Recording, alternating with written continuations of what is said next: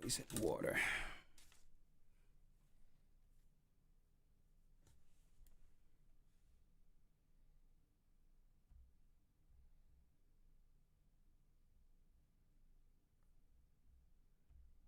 The Bible.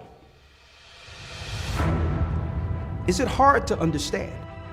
When it comes to reading the Bible, the first thing that comes to mind is the fact that this is the Word of God. The seals have been broken, and the truth is here. And when we go throughout the scriptures, when we go throughout extra biblical records, we find that the language that God employed, that He used to create the heavens and the earth, was the Hebrew language. Christ said, I came for the lost sheep of the house of Israel.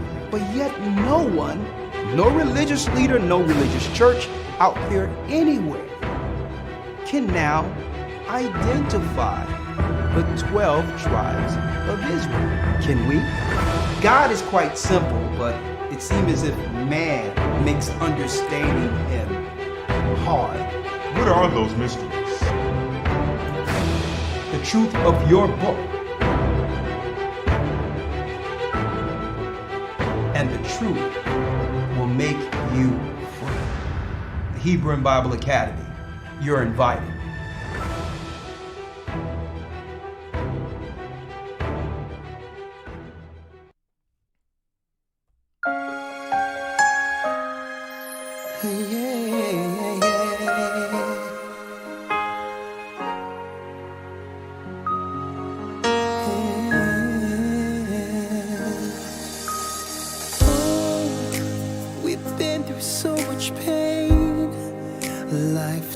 Separate ways, both did some hurtful things, but it's not over. Shalom, shalom. You know that we both care. Come on in, brothers and sisters. So can we forgive and forget? I need you here. Remember the ups and downs, the trials we've been through. See, there is no one on this earth who can replace you, my brother. Life is too short, don't hold no grudges. No grudges. You are my blood. We must forgive and love each other. No matter. No matter what life throws at us. We must keep brotherly love. We must keep brotherly love. Searched high and low. Searched high and low. Where did you go? Pick up your phone. Come on. Oh, brother, do you hear me calling? I hear you guys. I hear you. I hear you, man. I hear you. See, I apologize.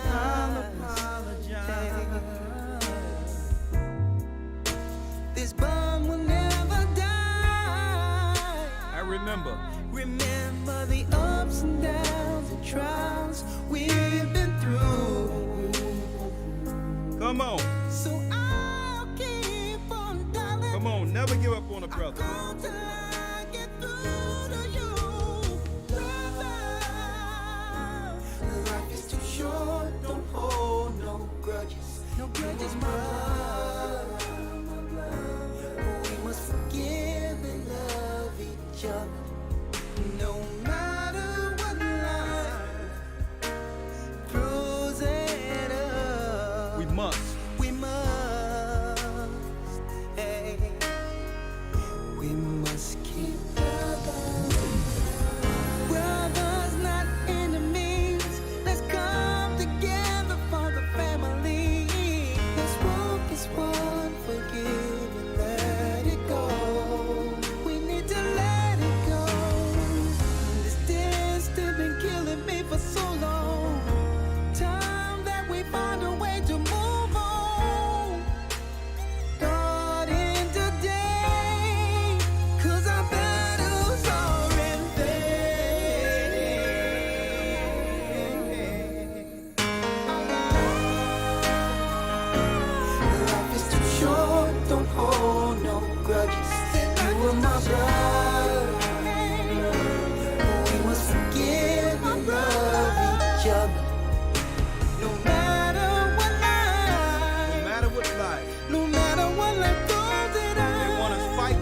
brother. We still love. They want us divided.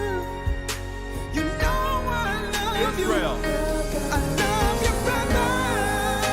A nation divided against itself cannot stand. You know I love you, brother. We must learn to love. Forgive and love. I love you, brother. No matter what life throws at us, we love. We must keep love. I love you, brother. That's right. That's right. Let me take off these headphones real quick. Let's talk for a minute. Elder Rawchaa, I'm Elder Rawchaa of the Gathering Christ Church. Good to be here in the UK with my brothers, my family. I mean, we started from just a handful of brethren, and there's a multitude that the Most High have multiplied with this truth since Peace FM.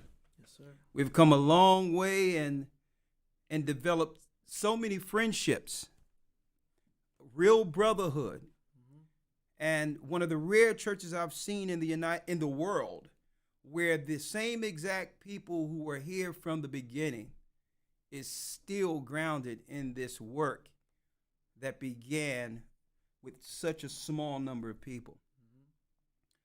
On top of that, we here also to say our final condolences to our brother Dwayne, bishop, brother, and really a spiritual luminary, okay, of the gospel, who spearheaded this work. I mean, he was even here, God, I think before you came. Yeah, he was. I was the last one to join. You was really the last one to come in, almost. And, you know, he stayed up night. He would call in, text, and the twins. And, you know, and I thought about it because, you know, if you think on how such a light was taken quick, it leaves you with many questions, to a degree where if you think on it, every time I think about it, it makes me want to do nothing at all when it comes to, it's so sad thinking about the brother that I try to do things to distract myself from it all. Likewise. You know, I try to keep myself busy because every time I think of it, think about the brother being taken. But I thought about it. Some of his last words when he spoke to his brother was like what? Have faith, brother. His last words were he told his brother to have faith, and he was the sick one.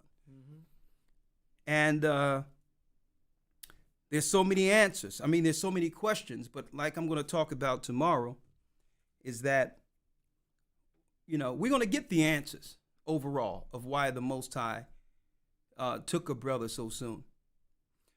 But we have to work on this side like our brother Dwayne would have liked, so that we can find the answer and ask on the other side when we meet him again, when we see him again. And you know what? It's time to go harder, as hard as we've ever gone before, not just for ourselves, so that one day we can see that brother breaking the atmosphere with Christ to be aligned with him in this final battle against evil on earth. So it's going to be so many emotions tomorrow, but all in all, he told his brother, have faith. And to me, having faith means what? Seeing the end of our faith. It's the same as telling all of us to finish. Finish, not just for ourselves, but for our brother. Okay? We spend more time in the spiritual realm than this short space on earth, believe it or not. We're in the spiritual realm from the beginning. We've been there. We were there with him in the beginning. Christ, the creator and the finisher of all our faith, brought us in this earth for a small space to do his will. And I thought about it. I'm like, man, why? You know, you think about all, then you think, man, He gave us his son for a short space. For a short space, the Most High have given us his son. And he had to take him. And he's given us another son in a short space. And he took him. We're all here for a short space. Okay? It's what you do with the life that the Most High have blessed you with while here. Will you be remembered? And I'll tell you this. Dwayne will be remembered. Okay? Me personally and all the brethren will never let his name die. And every time we see Blaine, we see Dwayne. All praises be to the Most High. There's so many emotions flowing, but he wants us to finish. He would like us to finish. Come on, my brother. Hit me up. Hit me up. Hey. Let's lift it up. All right.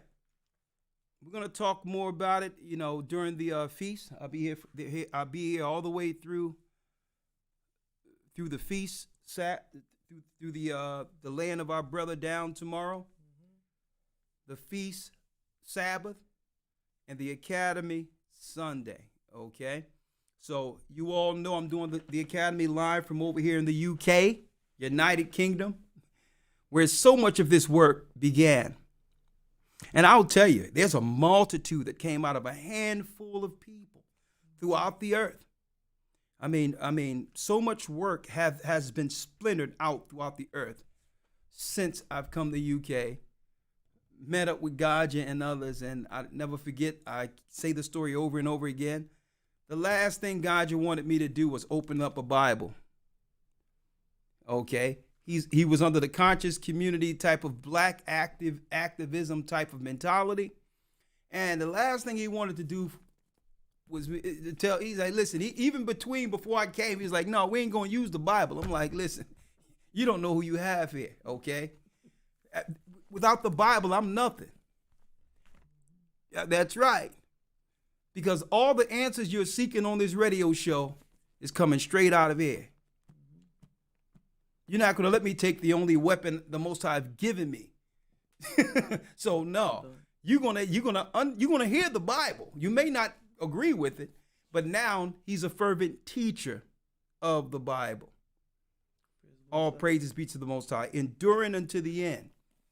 Up, downs, indifferences, whatever goes on in the earth, we must keep brotherly love and endure until the end. And that leads me to say real quick, please, if y'all can, help us out. Make sure you join the Hebrew Bible Academy. Starts December the 4th, this coming Sunday. So much information will be extolled during this academy, okay? So much information. We're going to go in like you've never seen before. I'm going into the genealogies of the world, okay, to break down all phenotypes, who everyone is in the earth. I'm even going to be breaking down this garbage they're teaching throughout the earth, this black and brown thing. Deceiving our people with this black and brown campaign when I go into what? I'm going into the Gentile nations and breaking them down. All people were black and brown before Esau. So the only thing that's doing is aligning the same people who were black and brown who weren't Israelites against Israelites today. When they say black or brown, that's excluding God's people. So I'm going to be talking about that. I'm going to be talking about marriage, the destruction of family, the battle between man and woman. Everything you would need to know is in this academy, folks. The judgment of the gods. Okay? And oh yeah. And last but not least, when I go into tracing serpent seed, I'm going to also give y'all the insight to that emblem that's on Starbucks. The Starbucks emblem has a pre-flood narrative. Who is she? Who is that woman on the Starbucks symbol? Folks, we're under levels of paganism that you wouldn't believe. That's right, folks. Coming straight out of the water. Who was she? Where did she come from? You're going to find out all of that. The sirens and mermaids in the waters, all that been prophesied out of Enoch in the Bible. And we're going to bring that with weeks 2 lesson. Tracing the serpent seed. And since we're jumping in real quick, because I'm not going to be long at all, with 5 hours, brothers and sisters, ahead of you all. I have Elder Lawya on standby, and I have to jump right into it. But I would like to say, please join go to historytimes.org, join the Hebrew Bible Academy, because that does so much to help us in this work. Okay? And we have 12 full weeks of serious, packed, Bible-packed information. Elder Lawya working on some new concepts with the Hebrew, and of course, news like none other, starting this evening. Now, historytimes.org. Unfortunately, brothers and sisters, for our loyal Patreon members, don't worry about it. I'm not going to be able to come, for apparent reasons, I'm not going to be able to do Patreon tomorrow, but I'll pick that up next Friday for our loyal Patreon members. So just hold tight. Don't worry about it. I'm going to take care of y'all next Friday, all right? historytimes.org, join the academy. Now, jumping right in. And let's bring Elder Lawya in also here. Elder Lawya.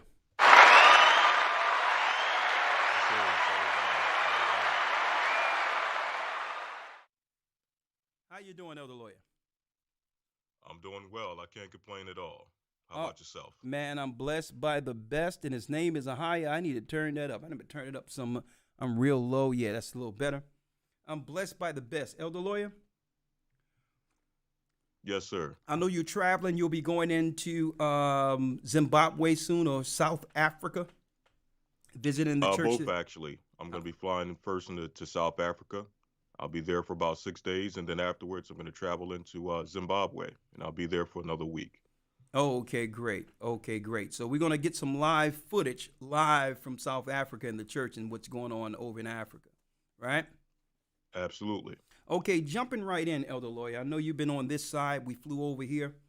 You're here in England, right, with us? Yes, sir. There's a lot going on in the news. Okay, the title I have this evening is The Media Spin. Media spin the Israelites Awakening. Right? And the reason why I'm going into this is we're living in a time, Elder Lawya and Elder Rawchaa. We're living in a time that was discussed years before this particular environment became mainstream. What do I mean by that? Like I said, when I was learning in the 90s, it was more so mainstream media and others were really dismissing the fact that we were the children of Israel, even though they intimated and knew that there was something to what we were saying. It seemed as if they were just ignoring the 800-pound gorilla in the room. Right? And really, they had such a grip on the minds of our brothers and sisters, they really didn't care that people were on the streets, quote unquote, expounding what they would call anti-Semitic rhetoric or racial rhetoric. They would just walk by as if they didn't care. Right? Now, let me say this, and I said this once before. I don't, in good earnest, believe that there's any such thing as an religious extremist who's a part of any particular what they would call Israelite group or Israelite church. Okay? That doesn't... Now, are their views extreme, some people? Well, there's strong views or extreme views throughout any religion. Last week before last, when we had Harry on, and I mentioned some of what we were going to discuss out of the Talmud, I would think some of the things in the Talmud is quite extreme. If you understand what some of that ideology says concerning how they feel about Christ, Christians, black people, Gentile people, Goyim, that's the word they use. calling Goyim. That's what I'm saying. So there's some extreme views in Islam, Christianity, Judaism. But now it seems as if they've circled the wagons and have put out fillers for a long time with this anti-Semitism, I would say, campaign. They were sprinkling it out there for about 5-7 years. Jay-Z, stop anti-Semitism, this, that, and the other, right? But now it's ramped all the way up, where now anti-Semitism is now synonymous with Israelite hate groups. Now, why is that important? Because I believe, this is my opinion now, that they've always realized that they would have to contend with our people in numbers coming to the knowledge of ourselves. And they were just peppering the media, getting the people conditioned into accepting an all-out cataclysm against those blacks who are claiming to be Hebrews. Go ahead. Check this out. If you remember as well, right? Shalom, Elder Rawchaa, you can hear me, right? Check this out. There was a time not so long ago, where the focus of anti-Semitism was really on Arabs. Not so long ago. And I mean, very, very recent, it would be the Arabs where the Muslim extremists would be the anti-Semitics, the Palestinian conflict, etc., etc. But then no, we're not hearing about that anymore. No, it's our opinion. It's Israelites. Yes. It's those who are claiming to be Israelites now. No, that is the anti-Semitism. Now look at that. Yeah. Now, we said this before. You've said it many times, that the face of terrorism is going to slowly turn from Arabs into Israel. Now, 9/11 was an Arab thing. Then now we're not 2 decades off good yet, and the narrative has been turning. A few years ago, there was a shooting in New Jersey, and they tried to blame it on and say it was Israelite extremists. But the reports, the police report said, no, man, it was... The police report said there was no tie-in, there was no connection. But it still doesn't stop them from putting the narrative out there. From spinning it from the media, right? It's not stopping them from continually using that as a media reference to the rise of anti-Semitic hate from those who are claiming to Israel. Even though a media circulation came out and said, well, there was really no tie. But they'll never publicize that. No. But go on. Yeah, so I'm just saying it. Just look at it. Is it a coincidence? Is it what is it? How is it now slowly coming into black people as now the hate and mind you, Elder, and those listening in, black people is the most vulnerable group of people on the planet. We have no military, we have no media network to promote propaganda or anything to defend any ideas that we have. You understand? So listen, hold up now. Now I know what you're saying is true, but now, based on the optics of what's out there, is what you're saying true? Hold up now. Is there an army?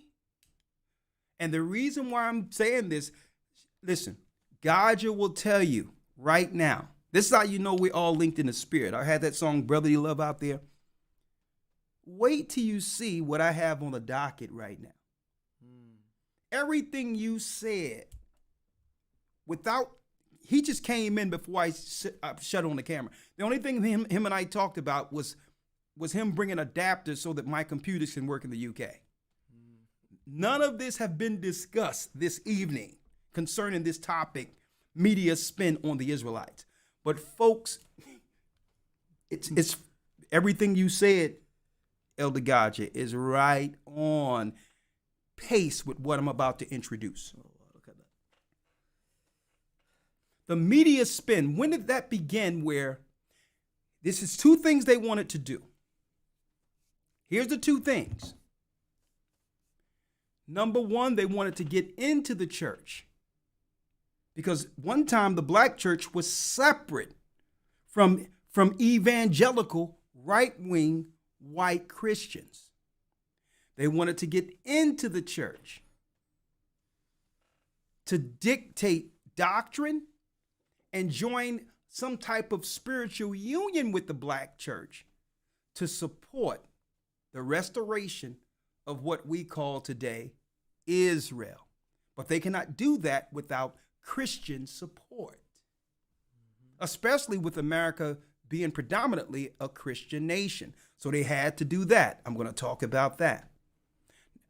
And on top of doing that, to be able to cling to Christians, to know if our sentiments are changing from not knowing anything about our past at all into us looking into the Bible to find ourselves as Israelites. Right? And that was the first thing, to get amongst us, to dictate our path when it comes to the knowledge of this Bible, or finding our history, so that they can do what? So that they can probably derail it or stifle it altogether, or be in as a form of divide and conquer to stop us from coming together under one God like we once were. The other thing, I'm gonna let you go. Yeah. The other thing they wanted to do is to listen to me clearly.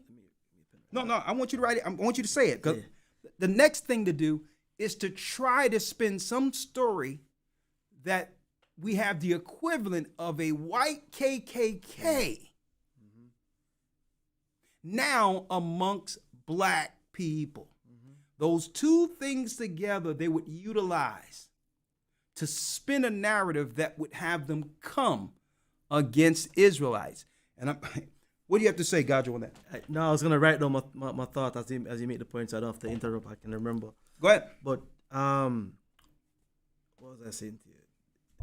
It's almost again what you're just saying. It's like at 325 AD all over again, or a continuation of that.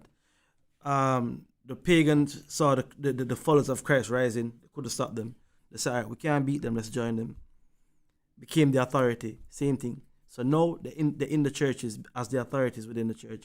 The Jesuits, the spies, those who come in to spy the liberties, and they're bringing in doctrine, they're bringing in ways. But what's happening now is there is a mass awakening coming away from that, coming right away from it. Like, okay, that's not able to hold on to the people anymore. Yep. Something is happening. Something is in the atmosphere. Natural, mystical, some probably won't say it, but it's happening where they can't control that narrative anymore. That is the problem. Check this out, Elder. In Acts, the 18th chapter. Hold up. We're going to get Acts 18, because I need you to get your scriptures, but I need to set the tone. Cool. All right. Yeah. Right? Yep. Because what you're about to bring in, what you're about to talk about, right? What I'm about to deal with, what I'm about to bring forth is a secret sauce. Hey, okay, hold on. Let me tell you what's about to happen here. Because I've been cooking, young man, I've been cooking before you got here. All right. So, we're going to take out, we ain't going to be here long, but the secret sauce is about to be poured on this thing, right? Folks, why do you think, hey, I got the stuff tonight. Go back to 2019. Go back to the summer of 2019, when I told everyone that they're going to spin the narrative, and I'm going to tell you when they spent the narrative and who they used to spin the narrative. From the whole time, folks, it was never about Arab extremists.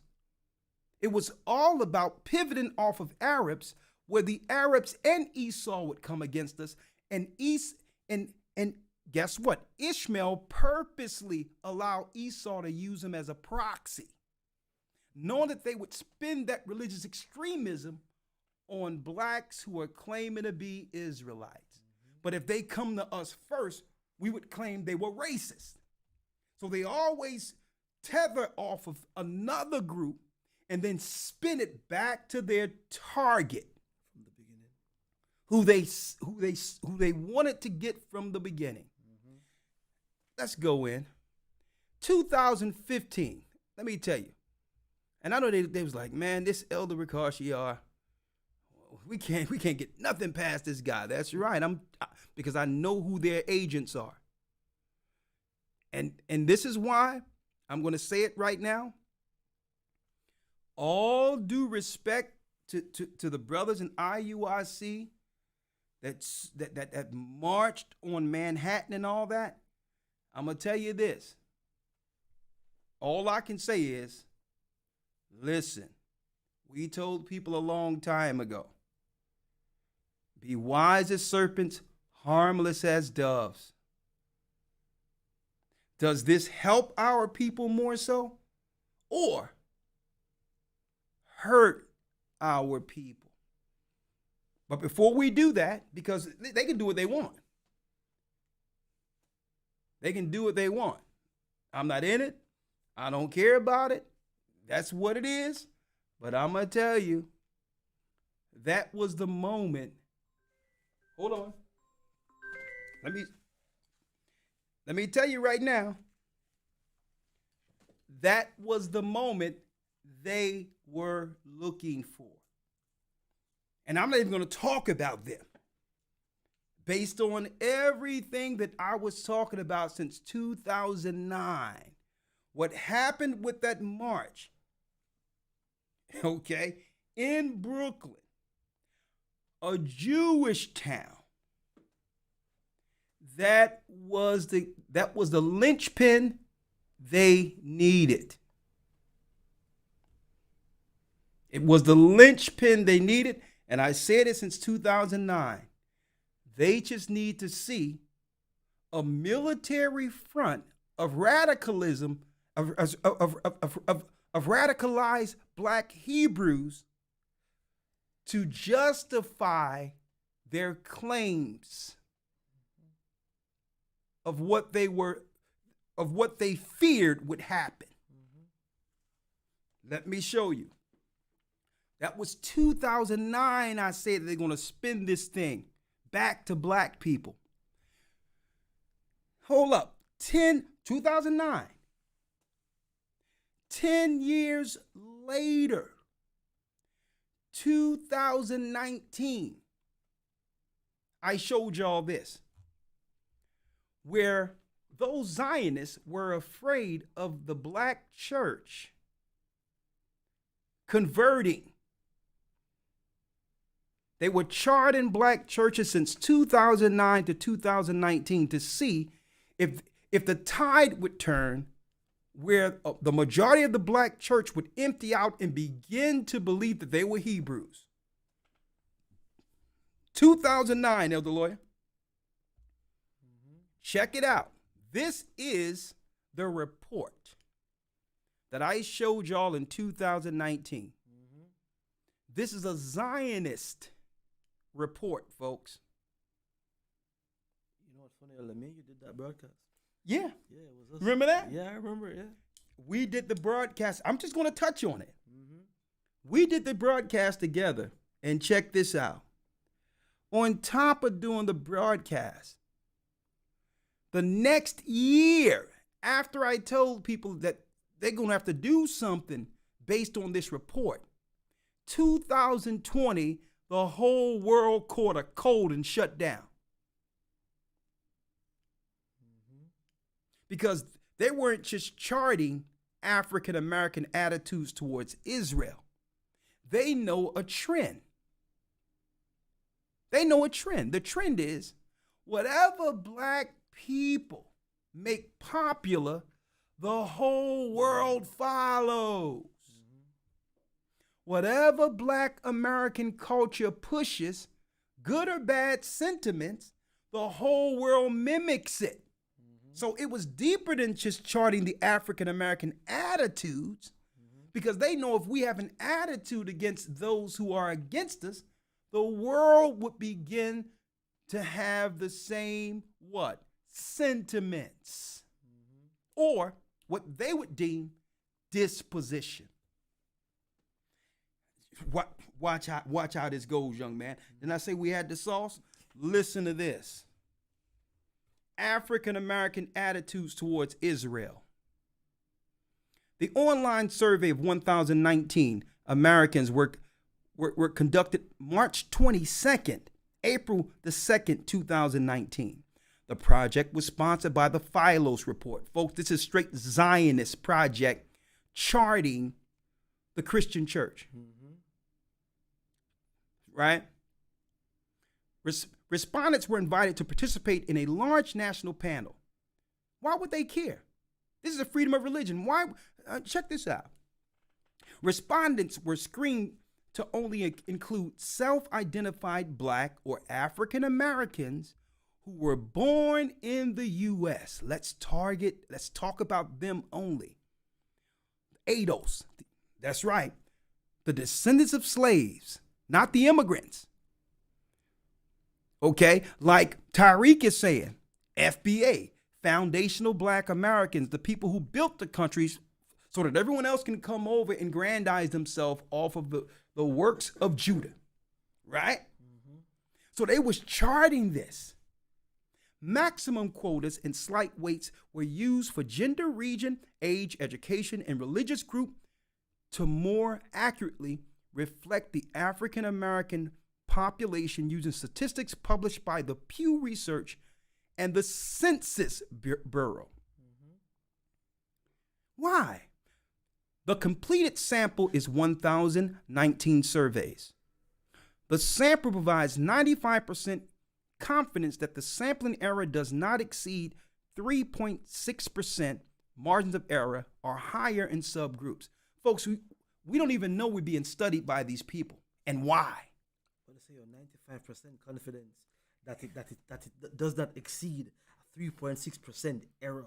Yeah, they're on point. What? They know exactly the sentiments of our people. Wow.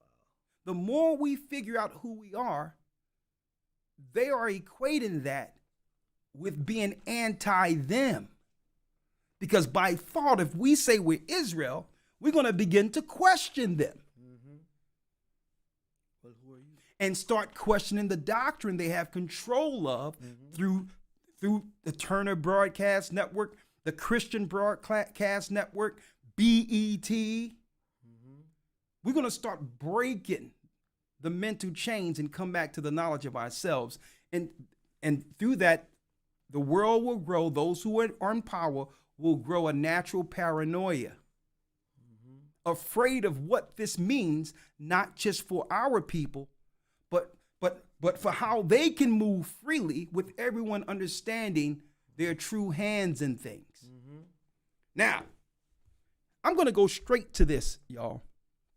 Let me show you a few things they talked about. From which the following sources do they regularly get news? Let's find out where they get their news from. It was 81% television, but then that switched off to the internet. That's why they purchased Google, because that's where the true battleground is. 46% websites, 48% Twitter. Social media. So when you put that together, social media, including Twitter, is out percentaging mainstream media, right? From which of the following TV networks do you regularly get news? These are the questions they ask these people, right? Look at social media, right? Up there, right? From which of the following online news sites do you regularly get news, right? So now they're looking at it to find out who's under our programming, right? What you watch, because by knowing what you watch, they understand how to control. You can get that for me? On more so, how to control you. Because if you're engulfed in their news, you're within their mental. That's right. That mental cage or box of control. Right? In the bathroom right there. See? So if they know what you're watching, they'll know how to spin certain things to get you to do. No, the bathroom right here. Right here. To do their will. Because they understand how you think. You know how they know why they know how you think? Because they're behind programming you. They're the ones that are giving you the things to think about. Exactly. So they can steer your narrative. Right? More. I'm going to show you the point that we really want to focus on here. Right? Because they threw the softball questions first. I really appreciate this, brother, right? They threw the softball questions first. But then they wanted to come with the real stuff, the real reason they're asking black people questions. Which of the following have influenced your opinions about Israel? Wow. Because all this money they've put in mainstream media, you should have the same sentiments as CNN and the other news. Support Israel. Israel is the only beacon of light, the only democracy we have in the Middle East. Everyone is saying the same talking points, and normally you'll come with the same sentiments that even if you are a Christian, which we've seen them come on our program and say that they don't believe in Christ at all, you still must support Israel based on mainstream media. So they got to ask the question, right? Which of the following have influenced your opinions? What do you think about Israel? Now, folks, I wish they would poll other races of people in other countries and ask them, what do you think about the blacks, Hispanics, and all those who are suffering in third world by the Roman imperialists and colonizers? You notice how they don't care how other people think about us. So the question should be, which of the following have influenced your opinions about blacks being Israelites? And if they are Israel, should we support them? I need that poll, but we'll save that for another day. Right? Check this out. 34% say that the media has most influenced their views about Israel. 17% say the Bible. 26% are not sure why they support Israel, right? Or have views on Israel, right? Now check this out. 7 out of 10 say they sympathize equally with the hardships of Israelis and Palestinians, right? Now let's go down here. Check this out, elders. This is the one I really want us to focus on, right? Because you would think they're just talking about Israel, right? This have nothing to do with it. Check this out. Which of any of the following have positively influenced your opinions about the country of Israel? We want to know who thinks positive for Israel, right? Now, folks, this is predominantly, folks, a Christian survey. Okay, the Philos project is supposed to be rooted in Christianity. I don't hear nothing about Christ here, right? Check this out. It's going to swing around full circle. Check this out. Let's go down the line. 3 out of 10 agree with the subtle anti-Semitic statement that Jewish people have too much control of American finances. That's what they say here, right?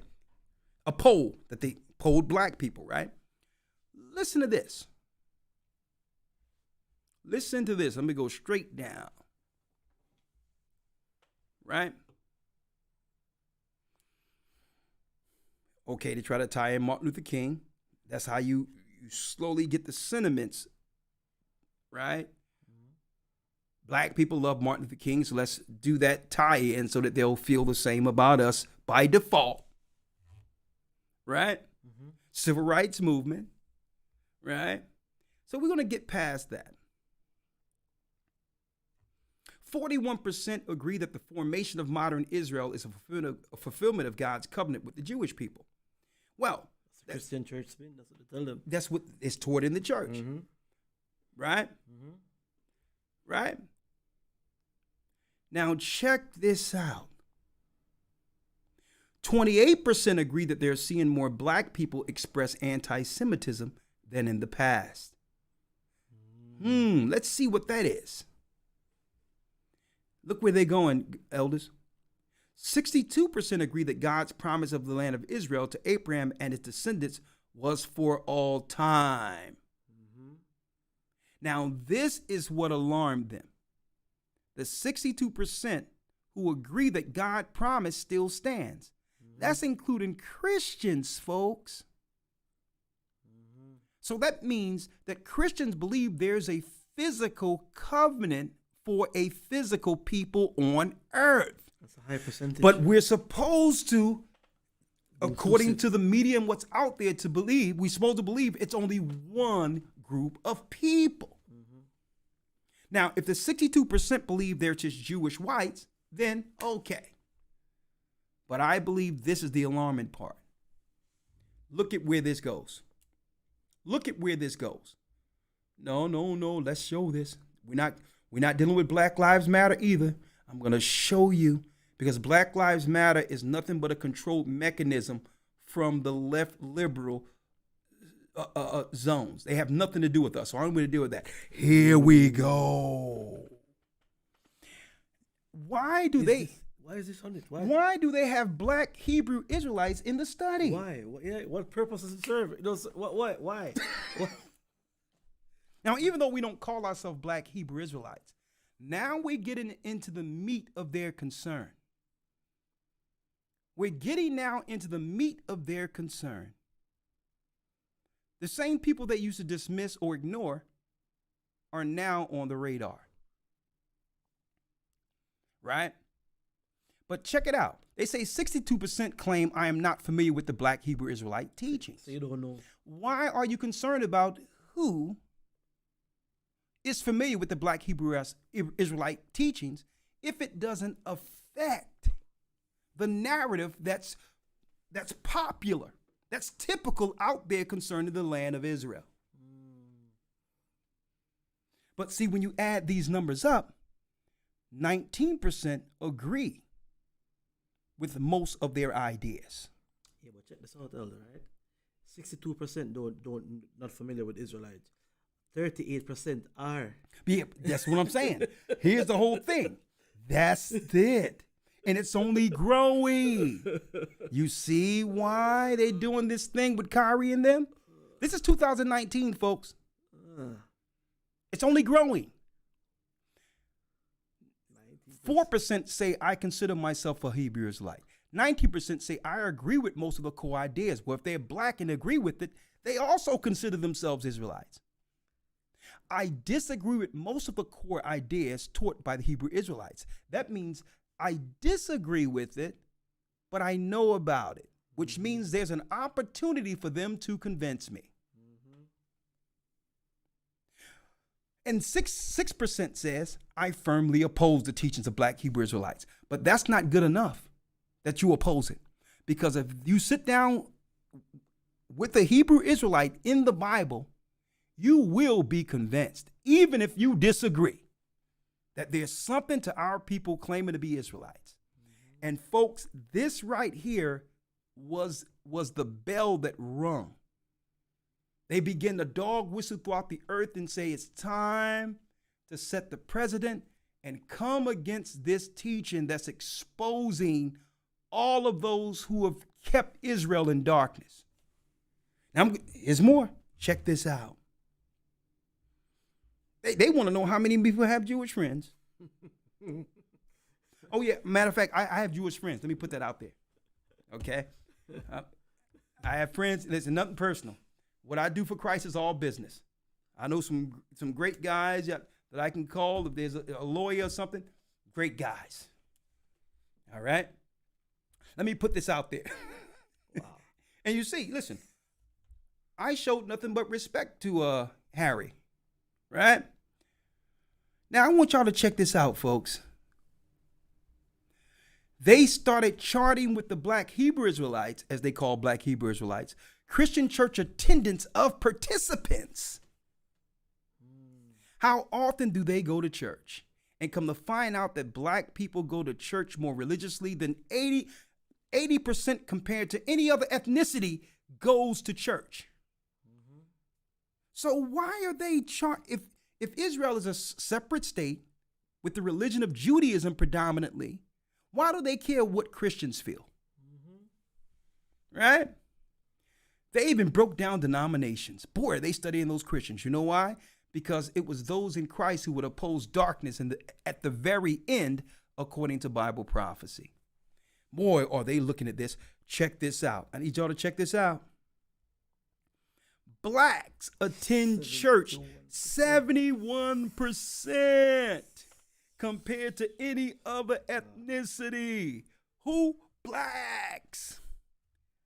Blacks. Whites are only 7%. Look at this line. It's still going. Asians don't even go. They run around with little fat statues, Buddha. Hispanics only 1%. Look at this, folks. We are the Christian church in America. Look at this. And you would never guess. Oh, hold up. Let me go. They broke us down by age groups, demographics, everything. You know why? Because listen. Elder, can I see the denomination chart again real quick? The denomination. Let's go. Let's just see that real quick. And then you can go back there.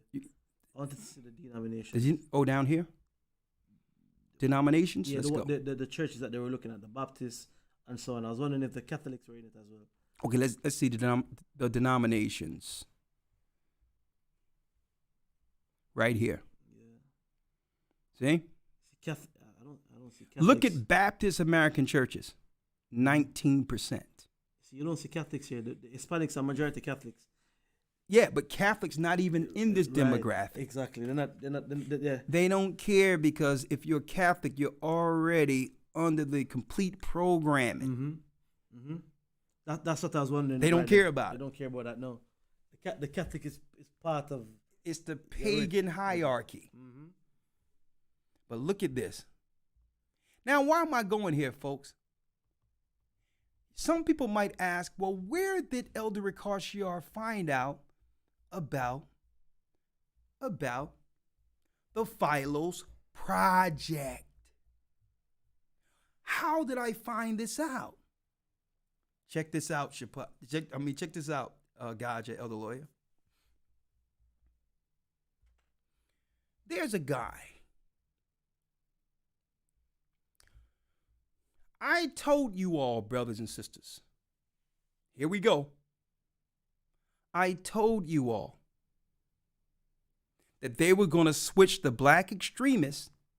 the Muslim extremists, Arabs, to black extremists. Knowing that at the end of it, that their target would be the awakening, but they needed the media to spin it like they did. That's right. Muslim, Islamic, religious extremism. They needed the media to spin it to blacks, knowing that we would, awaken to the knowledge of ourselves and challenge the theology and the lies we've been taught coming up in their schools. 2015, Elder Lawya. 2015 is when they began the spin to move it from Arabs to blacks. And at this time, they were still ignoring the awakening of our people as Israelites. Now I'm going to go back 4 years. 2015, May 2015.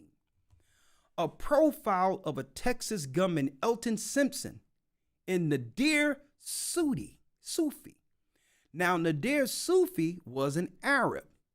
The modus operandi of the extremist media have programmed us to believe was the head of all extremists. The war on terror. The war on terror. Jack Bauer, 48. terrorism, going to the Middle East, setting up a democracy, fighting Arab terrorism. Bin Laden is in the cave with some wires connected to a rock, communicating with some terror cells over in Chicago. So they needed to have a spin to move it from Arab to a black face. Texas gunman Elton Simpson and Nadir Sufi. Look what we have here. Here's the black guy. Nadir Sufi. Now look at this. Look at all these stage pictures here, quote unquote. Nadir Sufi is not even in the image. That's right? interesting. Now you put his name there. His name there, but he's, hold up, folks. This is mainstream media. BBC News over where you are, where we are now in England, is reporting a black gunman in Texas as an extremist. Right? Now, I'm going to now type in, follow me, folks. I told you I have the sauce. Let's see who Nadir, what Nadir Sufi looks like.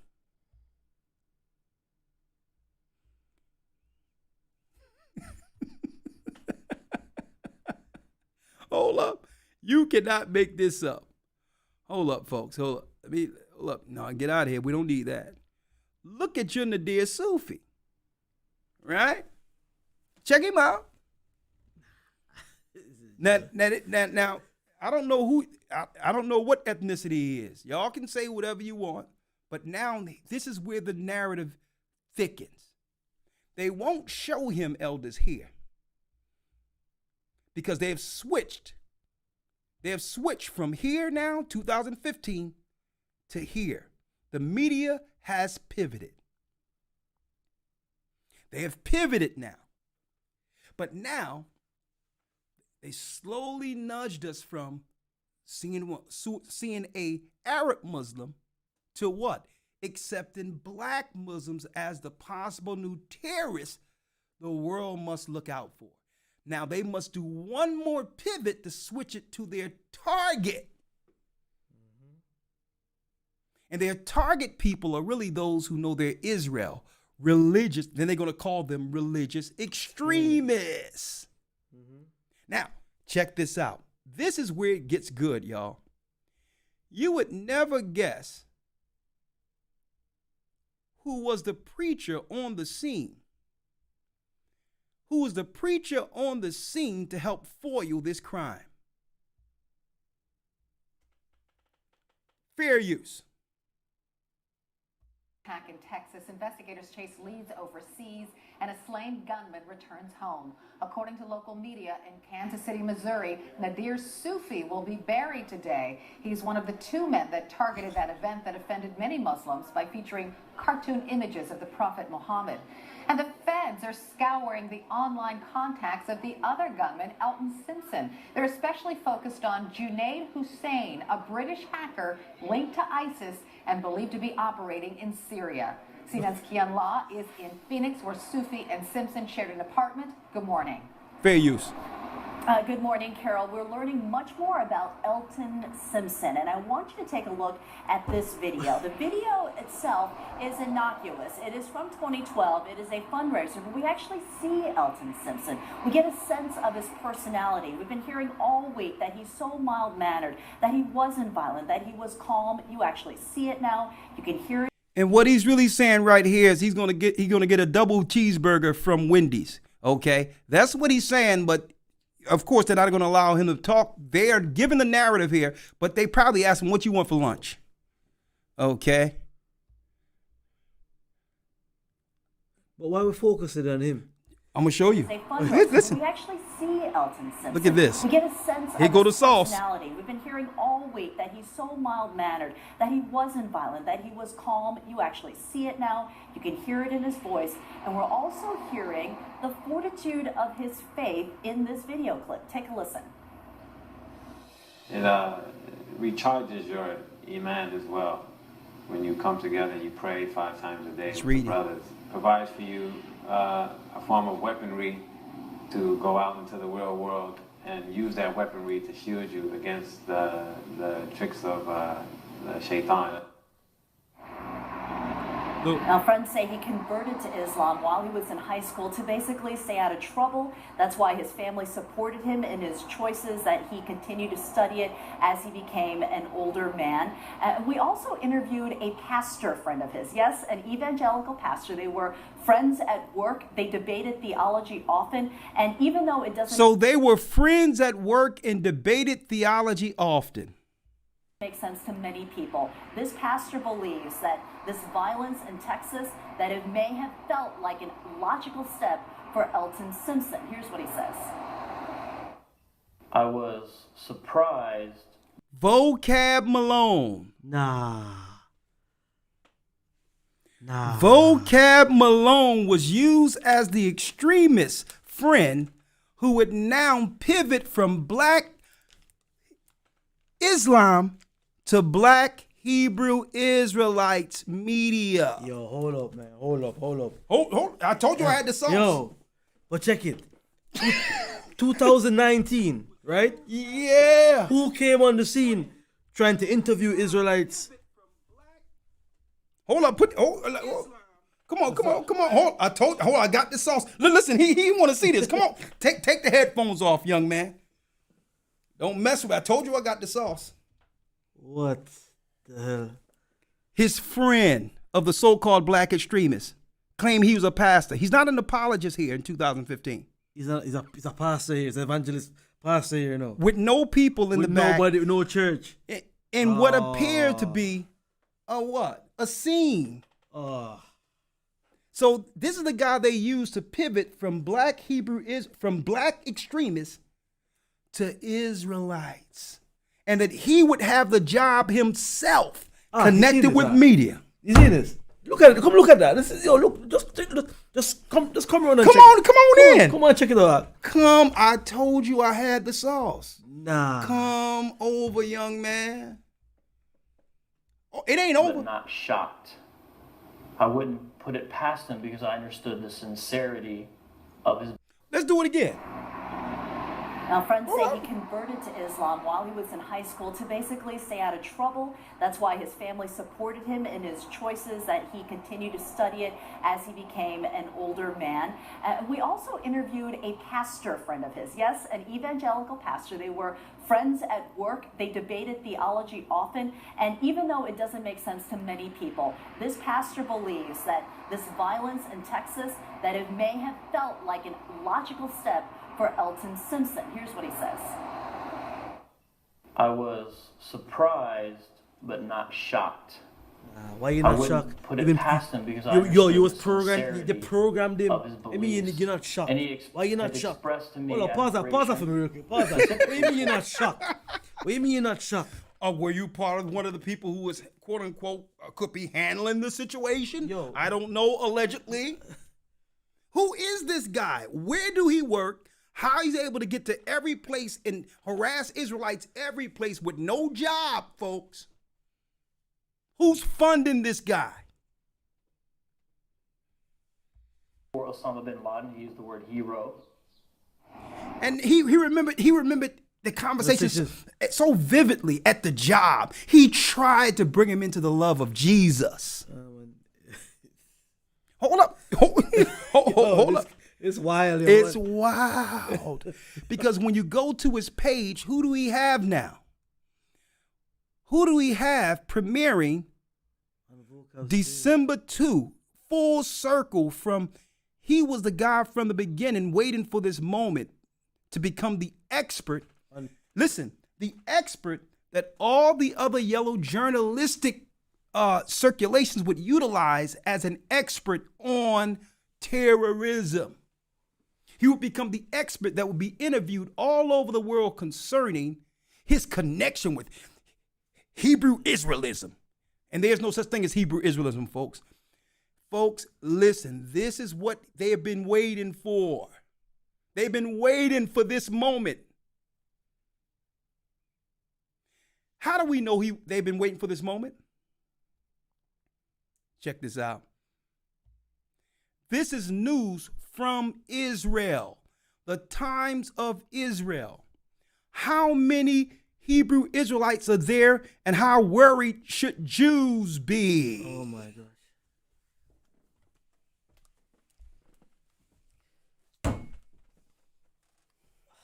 So when we out here saying that we don't have armies or we don't have that We're no threat to no but- one. We just want to teach the truth. We listen, it's about Christ. It's not about Christ is going to bring the army. His army is coming and we're going to meet him in the air and he's going to oppose all evil. They were waiting for this moment right here. Yo, November 22nd. This is this week? This was this week. Brother, I told you, I'm got the sauce on it. Listen to what this is Israel. They don't know what's being planned. Wow. Now, I'm going to say this. Hold up, check that. Hold up. Let's read it. Recent militant posturing of Israel United in Christ, followers of Hebrew Israelite spiritual movement, has alarmed many already on edge from recent attacks and rise in anti-Semitism. Now there's more. Hold up. You would never guess who's in the article. Listen. Dressed in matching purple hoodies and shirts with gold fringes attached to the bottom of their observance, Deuteronomy 22, hundreds of members of a controversial Hebrew Israelite group marched through the streets of Brooklyn on Sunday. Right? Listen to this. Right? Listen to this. Now I'm gonna cut straight to it. Right? I'm going to cut straight to it, right? I'm going to type in vocab. This is Israel. For lots of people, the attention that Wes and Irvin have brought to their belief system has been validating. Kanye West and Irving have brought to their system what? Listen, they talking about Kyrie and Kanye over in Israel. And look who they have here. The devil himself. Israelism is becoming part of the plausibility structure of Black America. Christian activist and co-author Vocab Malone told the Jewish Telegraphic Agency. So He's an expert of How do this guy get access to the Jewish Telegraphic Agency? He went from being a black pastor who was friends with an extremist in 2015 to a what? Man, this guy he wear many hats. A Christian activist now and an author. He told the Jewish Telegraphic Agency, referring to social texts in which certain ideas, listen to this, certain ideas are considered credible. Listen to this. This is going to blow you away, young man. Listen to this. The suspicions that a lot of folks have toward the Jewish community. They think they're vindicated now. Now look who we have here. Scott McConnell, Lifeway's executive, told ITA that the survey sponsor, the Christian Zionist organization, Philos Project, supplied the question about Hebrew Israelite teaching. They tied it all around. Oh my goodness! Supplied the question. So they're admitting to it now. What the survey was. What the survey was said. About from they 2000. needed that to justify the foundings in the survey. Wow. Oh my gosh. Wow. You see this? Wow. This is overseas. They're not reporting this in America. This is international news, not for no popularity or a feel-good story about Israel. They have given, that's right, the world powers all the fuel they need. Now, there's more. Yo, listen to this, huh? I know there are some pastors at African American churches that have concerns about some of their parishioners, divide and conquer, being led astray by the teachings of the Hebrew Israelites. So we'll keep it on our radar. Malone, who uses an alias in keeping with hip-hop culture, and he cannot rap. He's whack, okay? So he's no hip-hop nothing. Who uses an alias in keeping with hip-hop culture, he's not recognized as anything in hip-hop culture, is a close observer of the Israelite world. I thought he was dealing with Muslim extremists, folks. With a pastor, neither with a The Phoenix resident frequently engages in debates on the street and online with members of groups described as hateful by the Southern Poverty Law Center. They put all the yellow journalism in this particular article. Universal Practical Knowledge, Israelite Church of God in Jesus Christ, and the Sakari in hopes of convincing them to follow what he considers to be the true path of Christianity. Now, if Vocab really wanted to show them the true path, why don't he speak to the times of Israel and try to convert them from Judaism into the good word of Jesus Christ? Why is he so concerned about Israelites unless it's his job to be concerned about Israelites? Folks, this is deep. And you'll never guess who they got here. Hold on. There's more. Look at this. KKK. Right? They even got the Ku Klux Klan up in here. Let me see. Cool. Let me see. Let me get it here. It could have been another article. That could have been another article. But folks, they got it all in this article. And this is being published at the Times of Israel. Look who they tying in. Now, mind you, Kyrie Irving said outright, he not associated with any group. He said it outright. He didn't ask for any of that. But they say the popularity of him, because this came on the back of that, is what they were afraid of. Hold up. Sorry. Prayer. Terrifying. Commented. Elder Rawchaa, a black and Jewish fashion designer, who blames Hebrew Israelites for inflaming tensions between the two communities to which he belongs. So they're blaming Israelites now. Yep. For everything. For everything now. Yo. Israelites now is the face of anti-Semitism, which could have been, who knows, what they thought would happen all along. They just needed all the pieces to fall in place. Now, there's more. There is more. But before I go into that more, hold tight. We'll be right back because we're about to tell you and show you what this means. Folks, I've been watching this since 2009. We are here. We are here. This is the moment, and that's I'm going to show you. Yes, let me tell you, it has nothing to do with what colors we wear. The Most High has awakened millions of Israelites all over the earth. It's happening whether there's groups or not. But how are we to walk with this knowledge?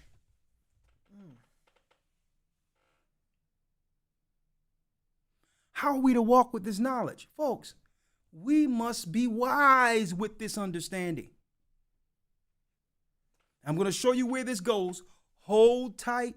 We'll be back in 1 second, and I'm going to hear y'all opinions. I'm going to sit back and hear your opinions first before we bring the conclusion of it. And I'm going to open up the lines. Hold tight. I know you want to talk, but let me put this on, and we'll be right back. Hold tight. What does this mean, folks? Hold tight. The Bible. Is it hard to understand? When it comes to reading the Bible, the first thing that comes to mind is the fact that this is the Word of God. The seals have been broken, and the truth is here. And when we go throughout the scriptures, when we go throughout extra biblical records, we find that that the language that God employed, that he used to create the heavens and the earth, was the Hebrew language. Christ said, I came for the lost sheep of the house of Israel.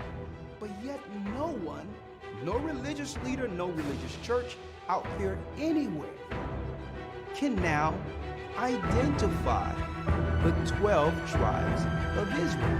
Can we? God is quite simple, but it seems as if man makes understanding him hard. What are those mysteries? The truth of your book and the truth will make you free. The Hebrew and Bible Academy, you're invited.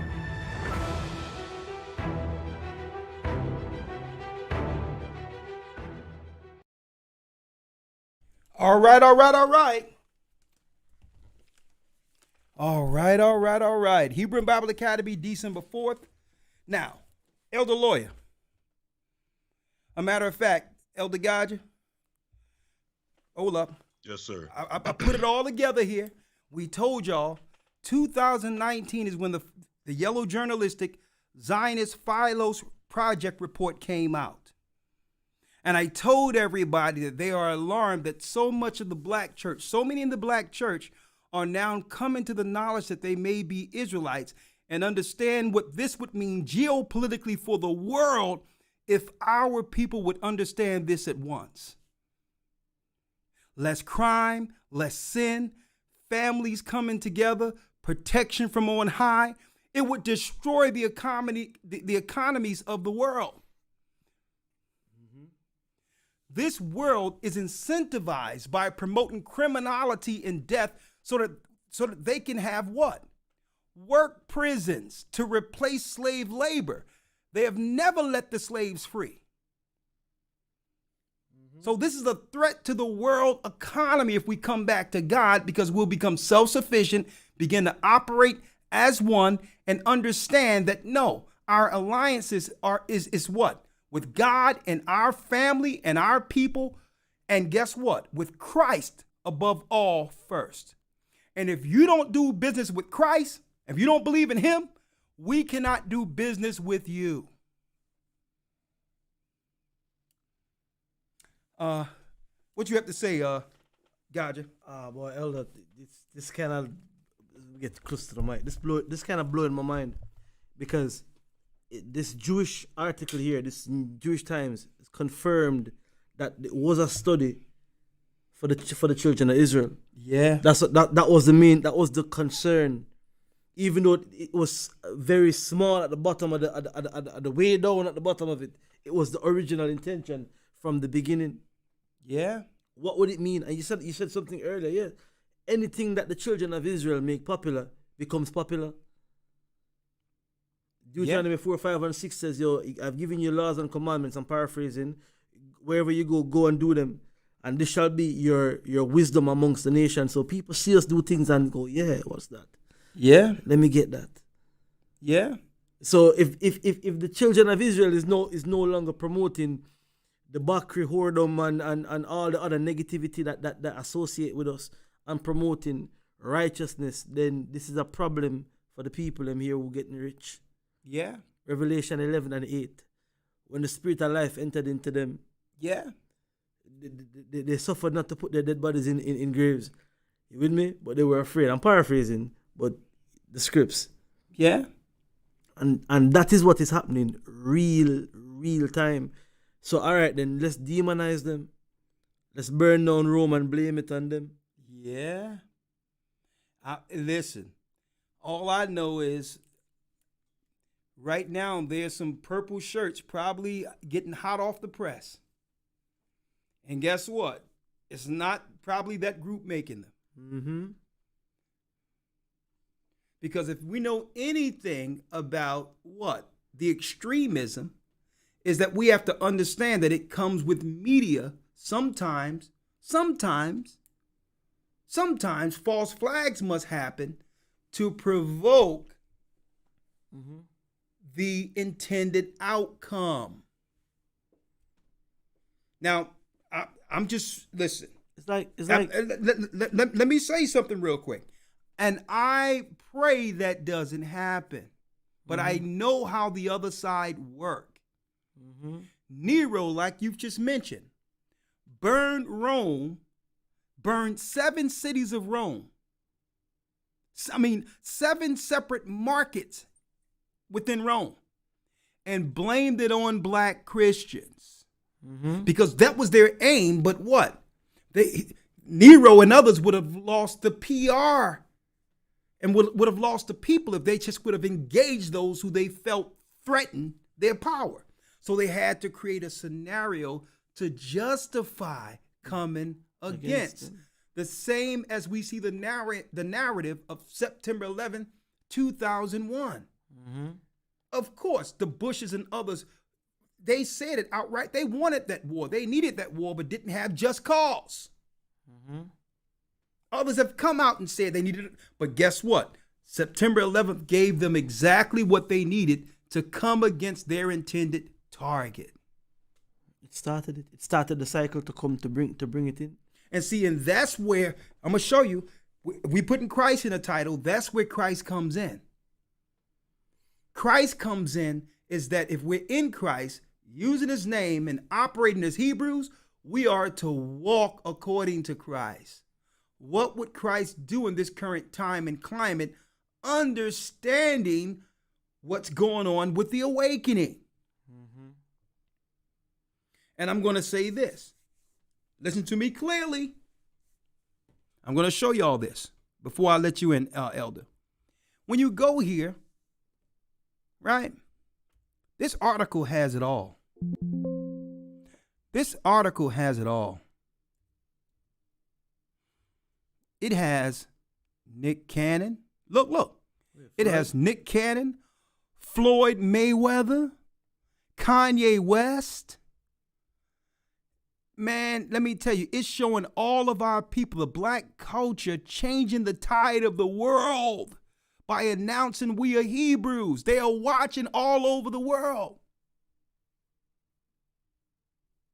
Now, let me tell you, there's thousands upon thousands who've been baptized in this church. But we understand the climate we're in. Why? Because the Most High showed us in 2009 that they were looking to do what? Change the Islamic extremists and pointed strictly to black, what they would coin black Hebrew Israelites as a what? A domestic terrorist threat. Now we understand why the Patriot Act under the Bushes was drafted in America while they was having war in the Middle East.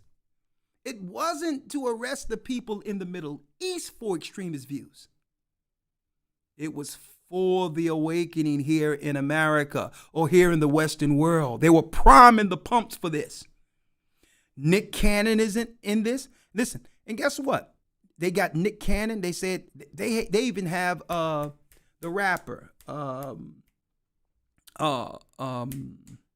What's the brother? KRS One? No, the brother, the one who says he's Judah. Don't call that was in what's it called? Yeah. The one the one from California, man. Yeah. Yeah, I know you're talking. The name on my mind. Can't say. Let me get him. You're talking about Kendrick Lamar. Kendrick Lamar. Thank you, Elder. They even got Kendrick Lamar up in it. This, folks, this is in press within Israel. They got Kendrick Lamar up in this piece. Hold up, where is he? They got Kendrick Lamar. Look. Kodak Black. A number of black male celebrities have also been drawn into the wider Israelite orbit in recent years, including the rappers Kendrick Lamar and Kodak Black, TV host Nick Cannon, boxer Floyd Mayweather. This is what this is what they feared. People with money having the influence to change the tide. Amari Stoudemire. Oh yeah, my brother Amari. And folks, guess what? Listen, I would never tell people outright who I've had conversations with and all that, concerning the awakening. Since when we was over doing Peace FM in England, I had people calling. I was talking to people in our people, brothers who understood, very influential, rich, and all that, reaching out saying, I just seen the debate with the rabbi. This is interesting. Can we talk? Mm-hmm. But you know what? I would never put their name out there. I would never do certain things to compromise their position to help us out there. Why? Because Christ says you must be wise as serpents, harmless as doves. Mm-hmm. You can't use a scenario to now come in yourself and say, well, no, that's that brother's wealth. That's his position. If he want to say what he recognized, it's his position to do so. Mm-hmm. It's not my position to ride on that. Recruiter. Yeah, ride on that and compromise his position to help our people. Mm-hmm. Now, see, where does this goes? Before we talk about where it goes, Elder Lawya, I need your opinion on this real quick. Before I open up the calls, because there's a few more things I want to talk about. Go on. Yes, sir. Well, definitely. First and foremost, I want to touch on the survey that was done. Surveys like this, examining the culture and the pulse of what's going on in the Black community, as far as political views, as far as social status, as well as religious views, have been done for a very long time. I actually have a book that I've been mentioning.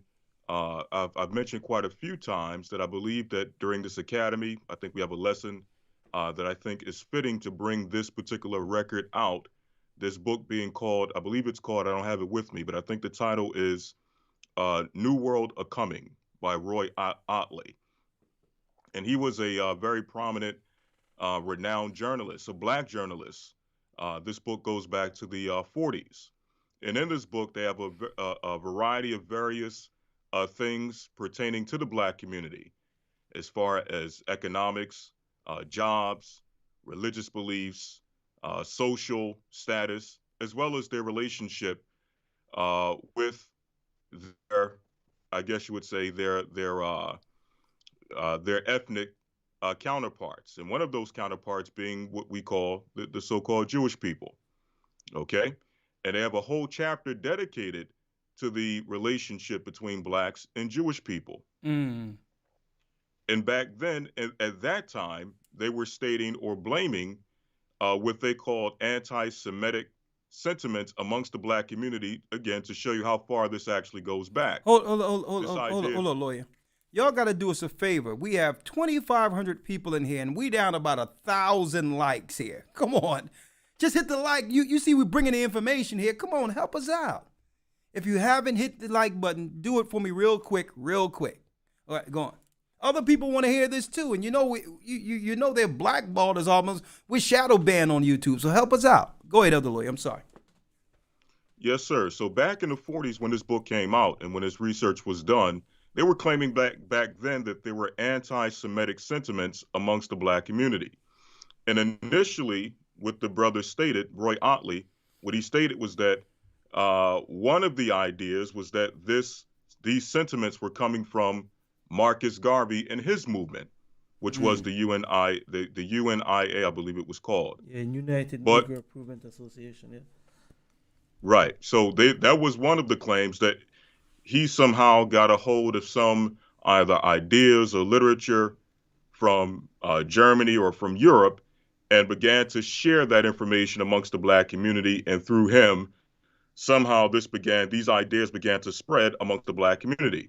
Mm-hmm. But then he started doing further insight and further research to get some other ideas and insights as to what may have contributed not to anti-Semitic views, as they called it, or as they referred to it even in this time, but more so with any culture or any people, if there is a sense of either mistreatment, misuse, in various avenues of society, obviously there's going to be some level of tension.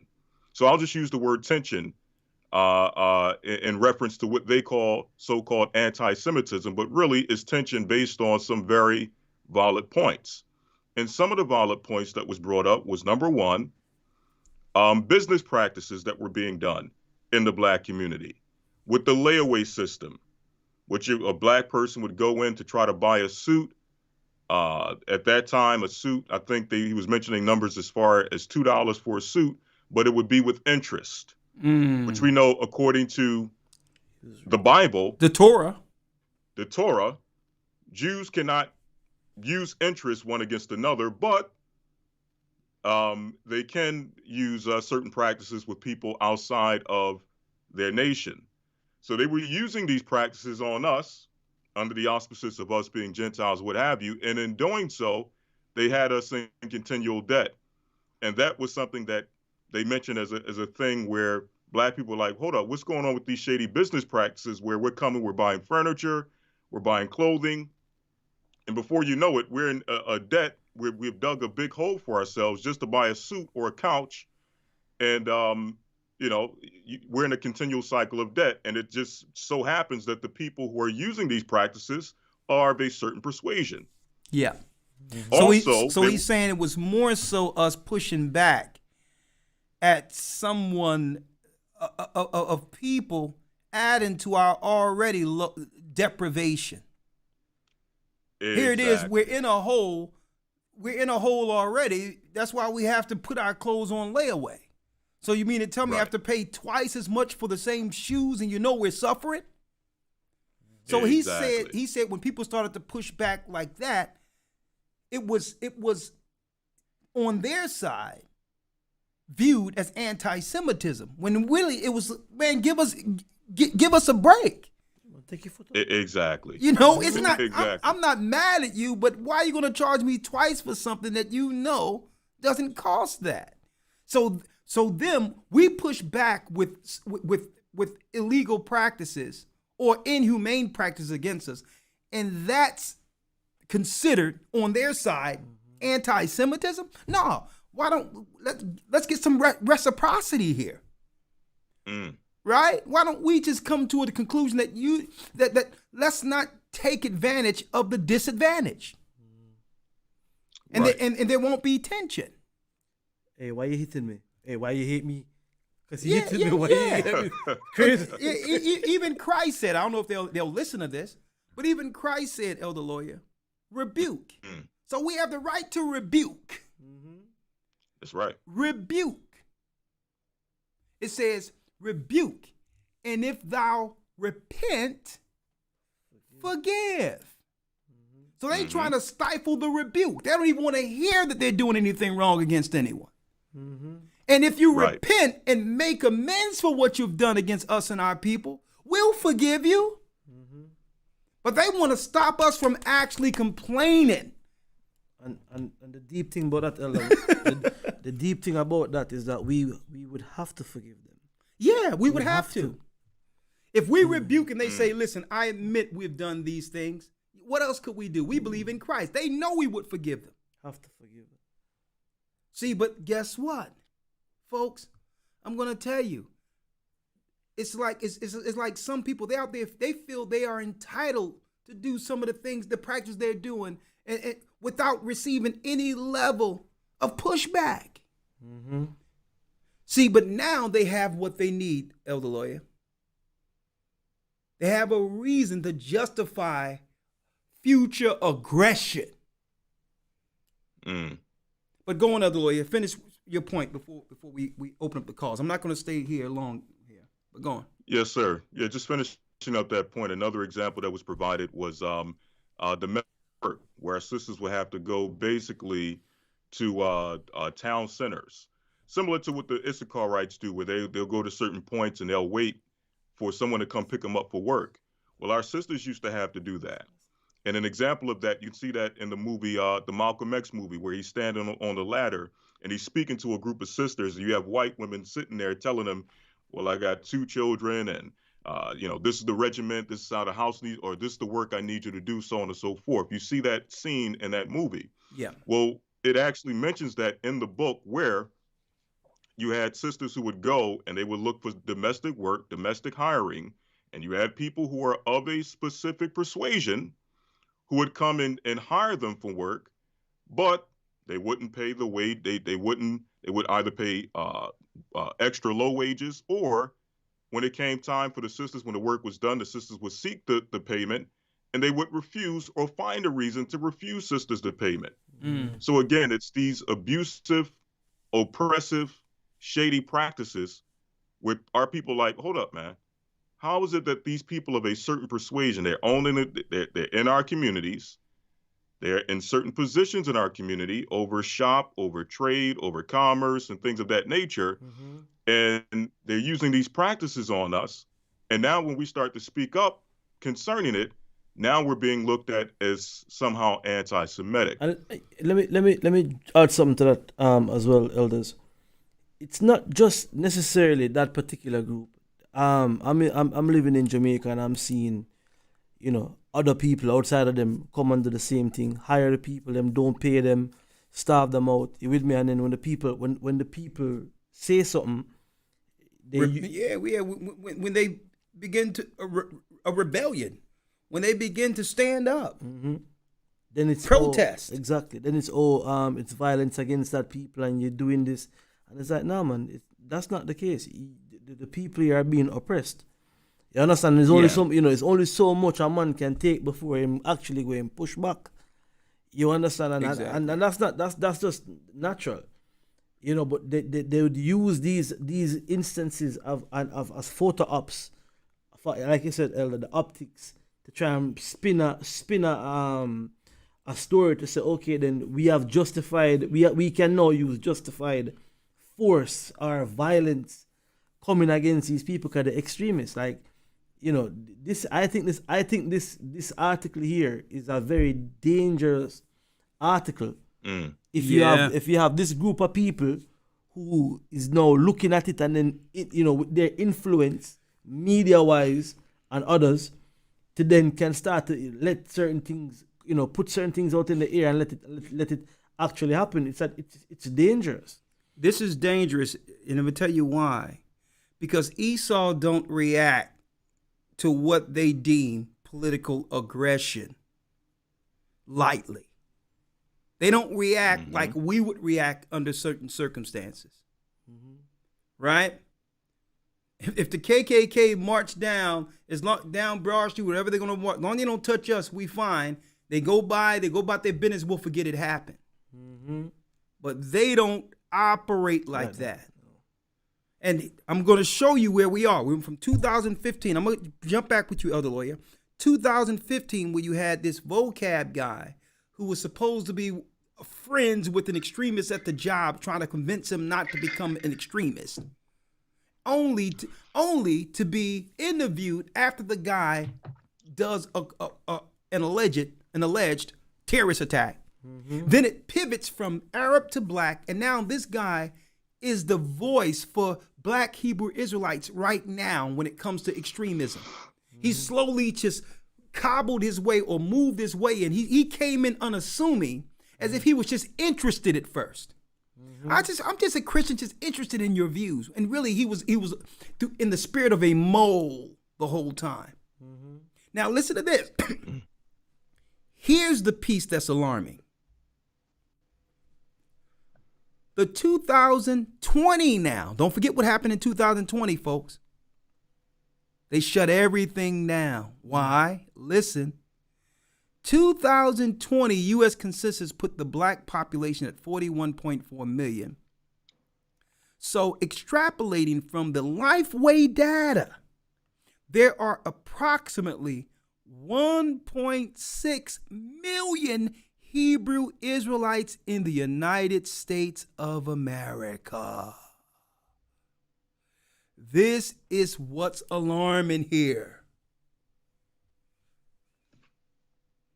If they thought this or got to this number in 2026, based on people following social media, because folks, Everyone out there who understands this knowledge isn't a part of a church or a group, and they know it.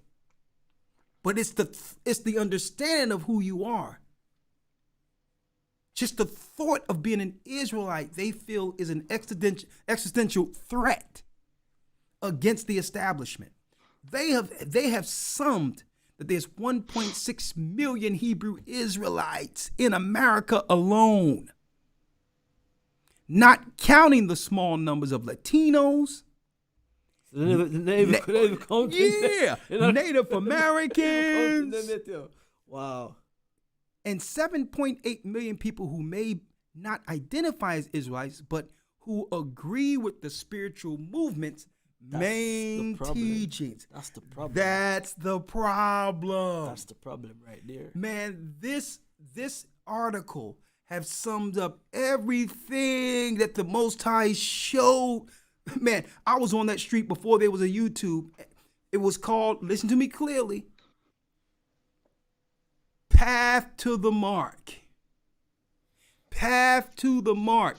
2008, 2009, everything I said that was going to happen concerning this extremism, I told people it's not about George Bush or any of them.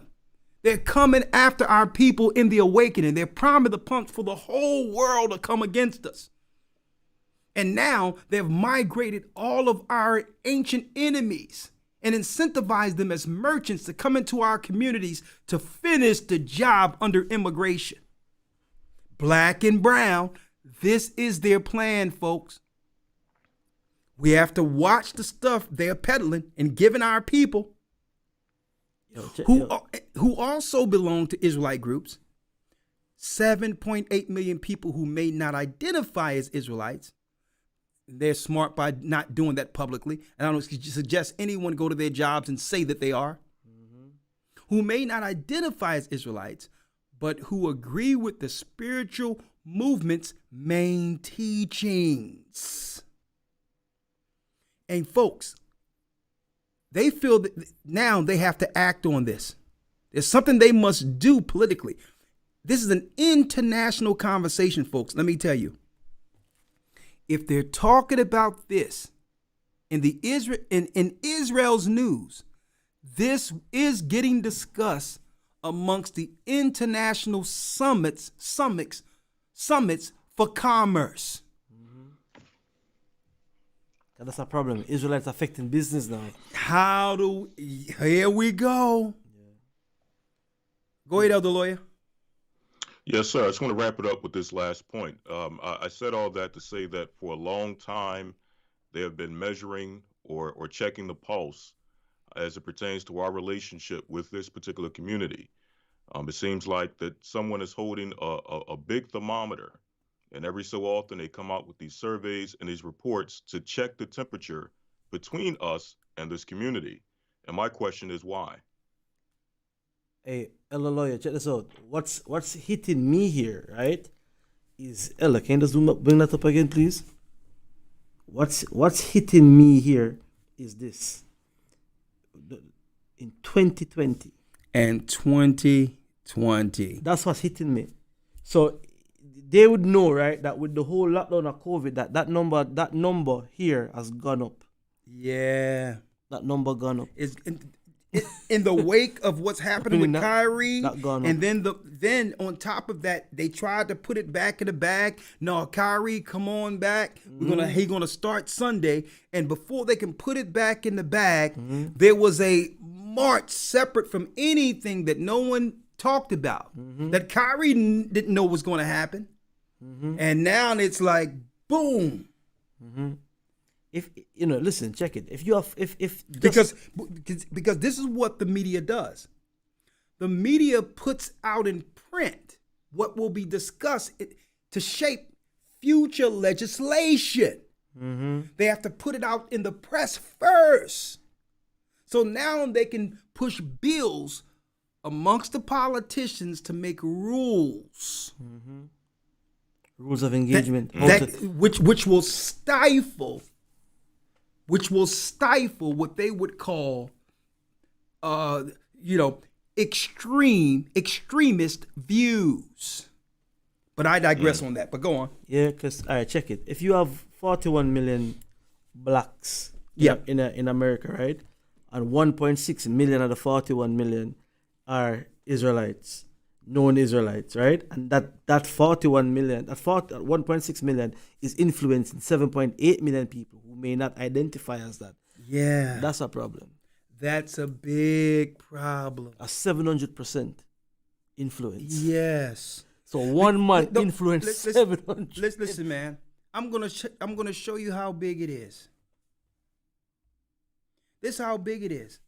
It was just us and a few guys in the early 90s on a corner. Mm-hmm. And the number of people in Philadelphia was about 5.5 million. Our congregation could fill up Philadelphia. Only 2 of these rooms we're sitting in right now. Mm-hmm. Mm-hmm. So you think they didn't see the multiplication here? Mm-hmm. These guys start off little, totally dismissed and ignored, and now look at this. This is what happens if they go unchecked. Now, this is what I have to say. Elder Lawya, I need you to make your point out, because there's one thing I want to say, because some people might think, well, man, Elder Rawchaa, what are you saying? Is he scared about what's going to happen? Folks, scared? I told people in 2008, 2009, before there was YouTube, it was going to happen. Mm-hmm. I'm not scared, but I'm going to show you where this is going. Mm-hmm. I'm going to show you where I'm not afraid at all. Okay? But the same way it was prophetic from 2009, I'm going to let you know where it's going.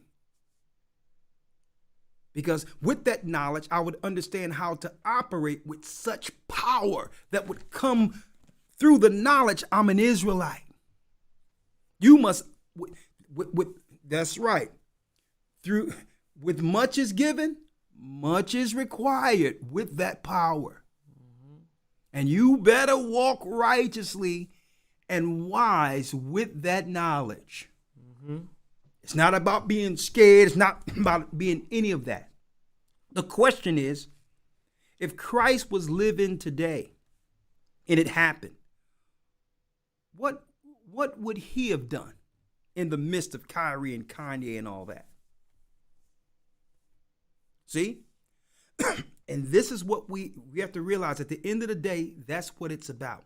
You don't give the enemy fuel against your own people. Mm-hmm. It isn't wise. Mm-hmm. You never do that. Especially that's what they're looking for. They was looking for a strong presence they can claim could now be a threat. Because usually when they put that in the media, mm-hmm. if it's not out there, if they can't get an event, folks, they will create an event. Mm-hmm. Like Christ said to Peter, man, you'll put the sword down. You're going to get us all killed with that sword. You're going to get these guys killed. If you come off with these guys with the sword, you're going to get everybody here killed. Exactly. Put the sword away, Peter. It's not time. Not time. It's not time. Mm-hmm. Elder Lawya, make your point, because I need to make that point in the Bible real quick before transitioning. No, I'm done. Okay, so let me read this real quick. And then we'll open up the lines for like 15 minutes, and then we'll open up the calls. Let me tell you, I pray for all my brothers and sisters in the awakening. I pray for the brothers and sisters. It doesn't matter what group someone might be affiliated with, because at the end of this internet stuff, there will be no groups. There will be no these. Let me tell you, the internet just was what? It was made possible because Satan knew he has a short time, and he had to do a lot of work in a short amount of time and needed these computers. Mm-hmm. Okay. And we made names for ourselves because it was needed on the internet to brand for an identifier. But when all these things are said and done, there will be no churches. There will be no groups. It's going to be the nations against the children of Israel. Mm-hmm. Because That's all it has ever been. Mm-hmm. That's the biblical narrative of what I'm saying right now.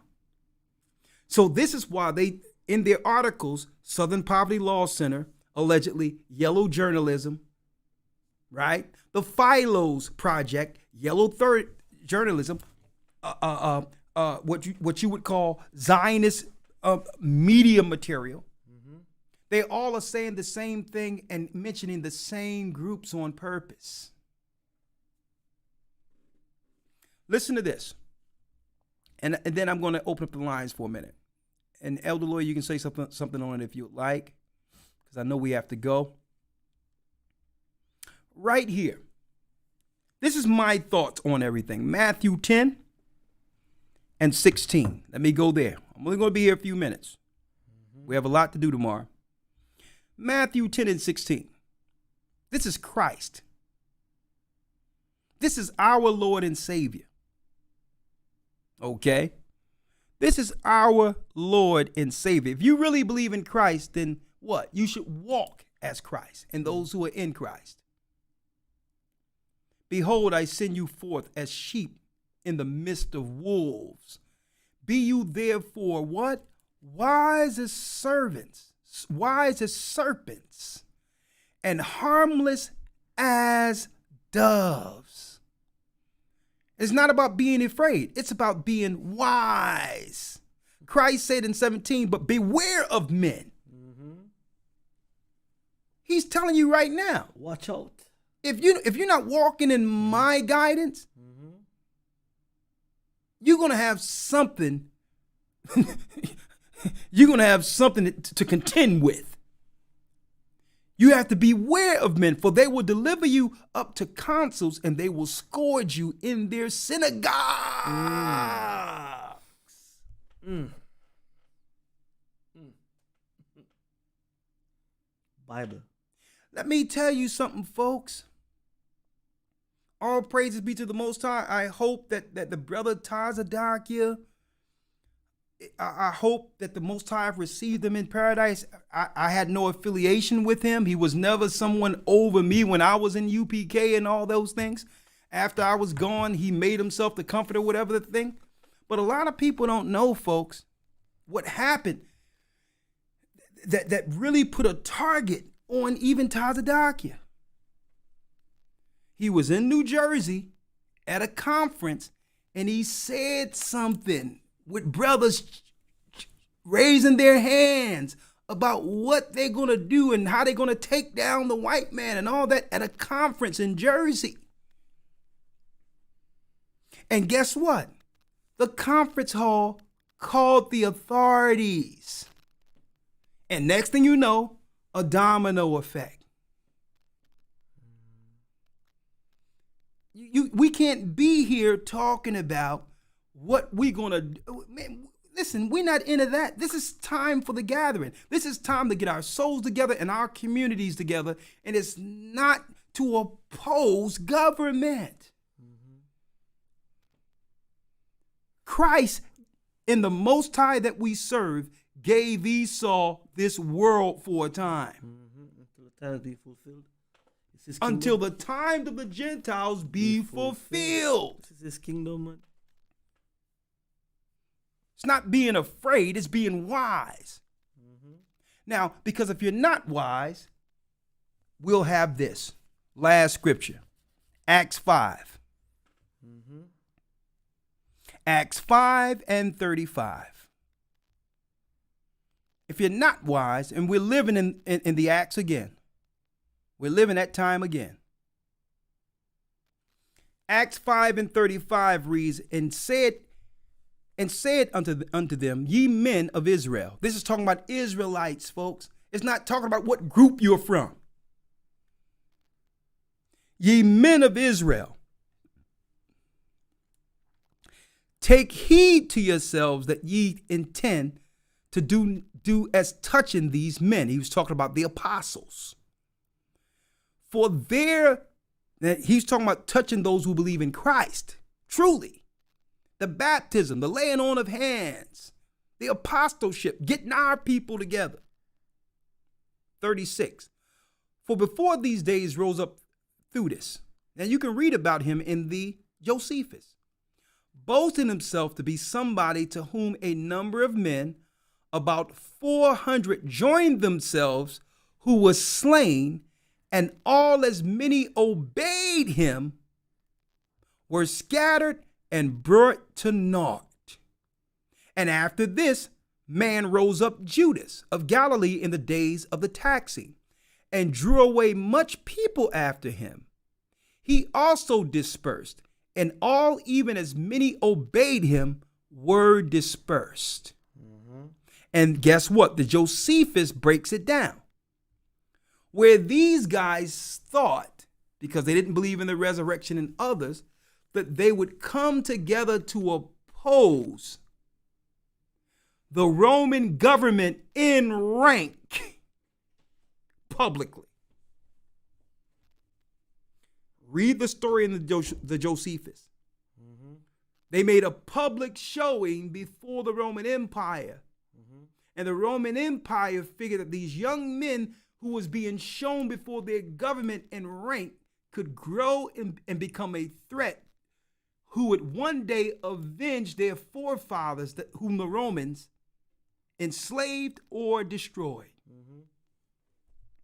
History is replete, brothers and sisters. You wise as servants, harmless as doves. You don't operate outside. You don't make no command to have any men go anywhere until Christ returns, outside of bringing forth the gospel. Yeah, man, but that was the first thing that Christ said. When they came back, they asked him, is it time? And he goes, no, man, that's not you to worry about that. Don't worry about that.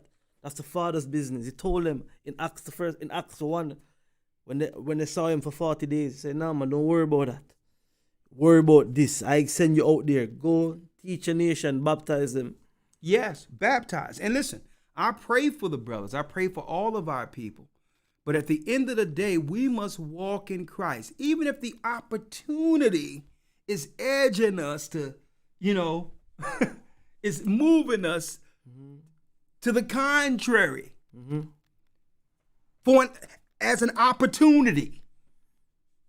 Hey, real quick, let me get a quick story off of this. Yeah, and then we're gonna open the lines. In Jamaica, about over 10 years ago, about 12 years ago, right? There was an incursion in what them call one of the garrisons, one of the ghettos. Yeah. And the media, right, spun it and said, you know something? This is the most dangerous place in the Western Hemisphere. This gangster is the deadliest gangster in the world. Da. Do you know how long it took the military to take them down? What's that? Less than a minute. The military took them down in less than a minute. Wow. Less than 1 minute. They took them down. And the media spun it on them that they were dangerous, wicked, evil. Yeah. You understand me? Yeah. It's the same thing now. So if we allow this to happen for the media, because we don't own no media networks, to propagate something against us, that's not true. A lot of people can and will get hurt. Yeah. You with me? And that we don't need that for anybody. What we need right now is to wake the people them up. Yeah. And gather them and say, yo, listen, don't worry, man. This kingdom, the kingdom of heaven is near. Yeah. This kingdom is about to fall. It's falling. Yeah. And we just keep it moving. And I'm going to show you where it's at. I'm sorry, Elder, but say what you have to say. No, sure. Go ahead. Because I'm going to show you where it's at now. I'm going to show you where it's at. Why?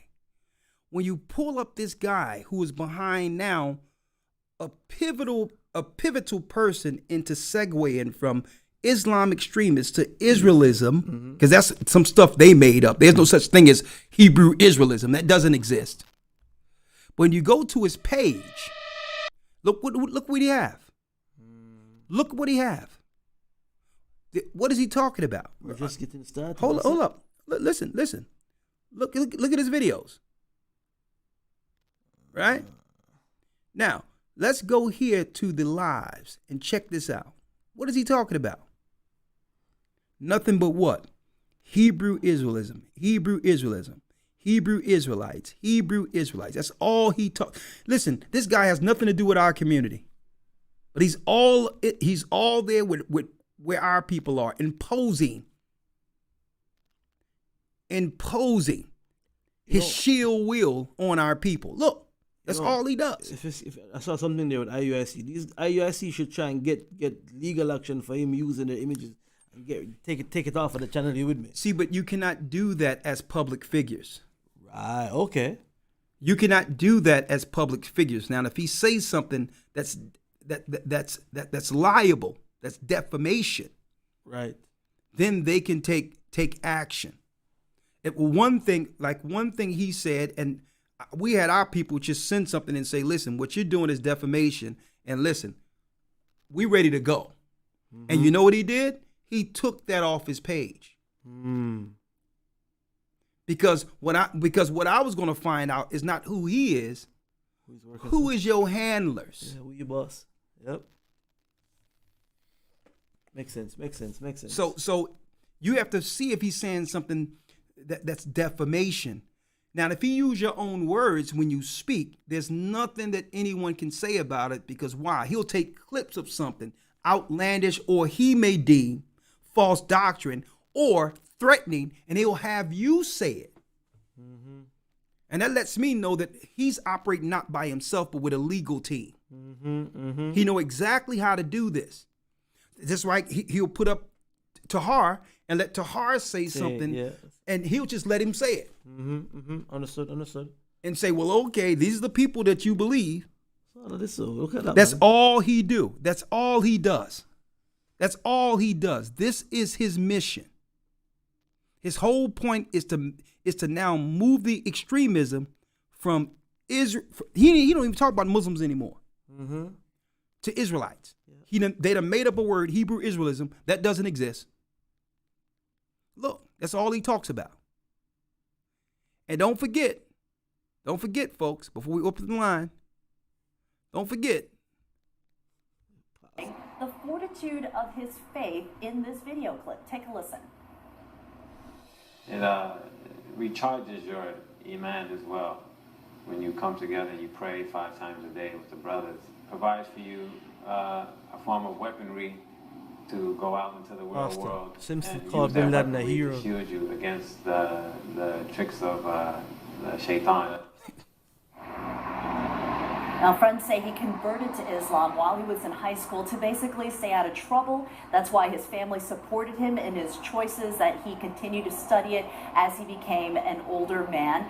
We also interviewed a pastor friend of his. Yes, an evangelical pastor. They were friends at work. They debated theology often. I thought it was and even though it doesn't make sense to many friends people, at work. What work are they doing? This pastor believes that this violence in Texas, you know, Ella, that it may have felt let me let's pause this for a sec. Let me pause it. And I'm putting it out there. This is my opinion, right? Listen, we don't even know if this. I don't even know if it even happened. Exactly. I was just about to say that. Yeah. Yeah, you don't even know if it even happened.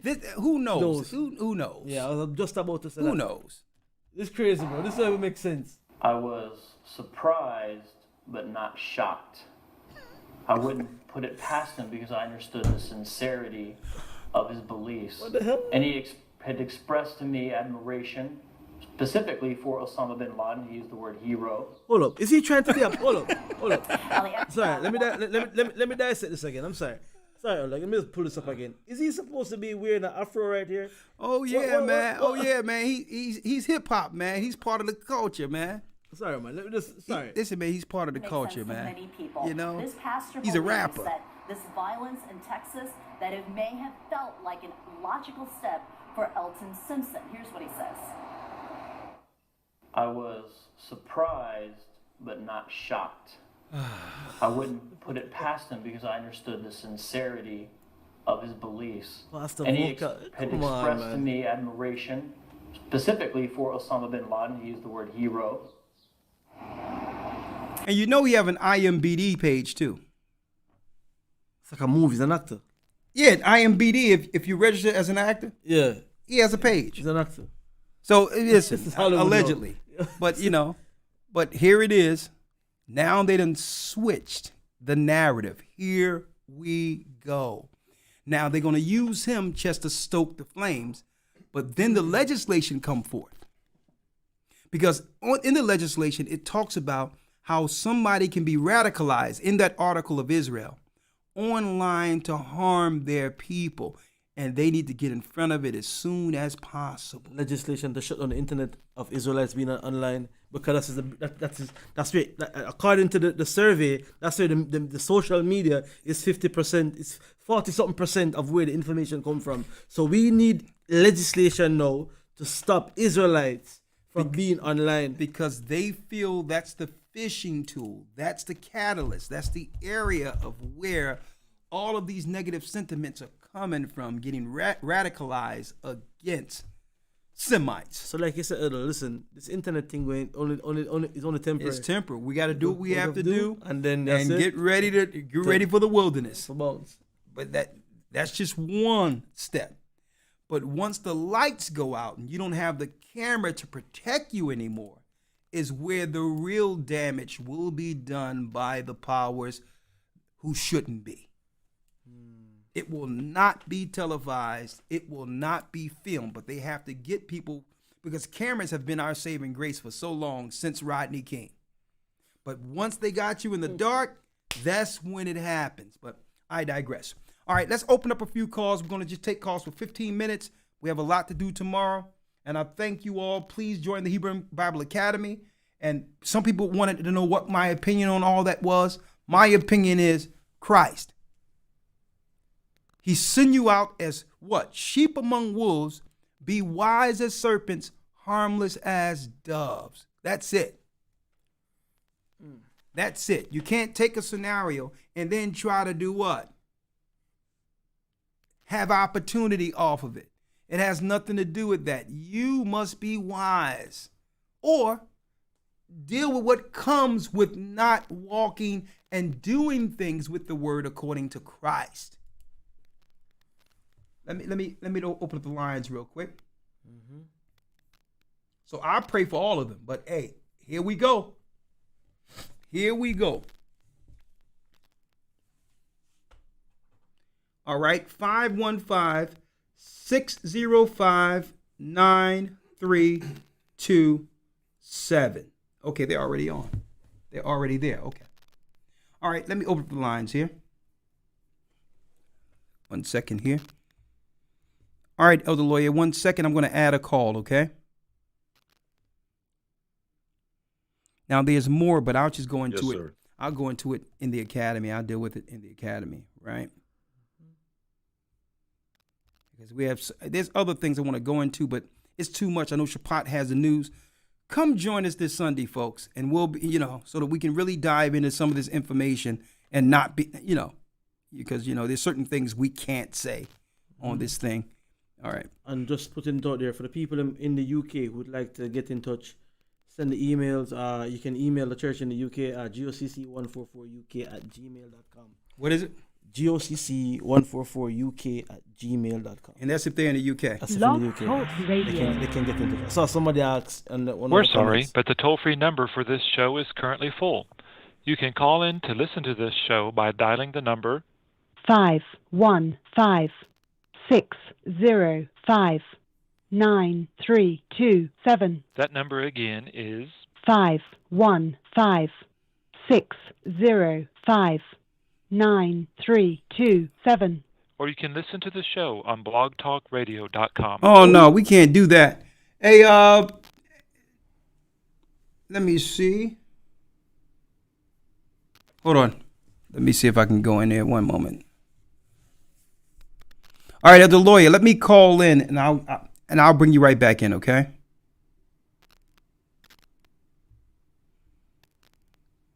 It's not allowing me to. All right. 1 second. Let me call in. Let's see.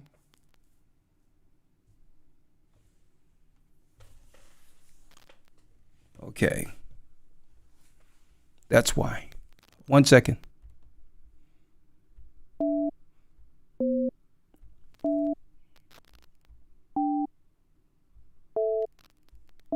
$605.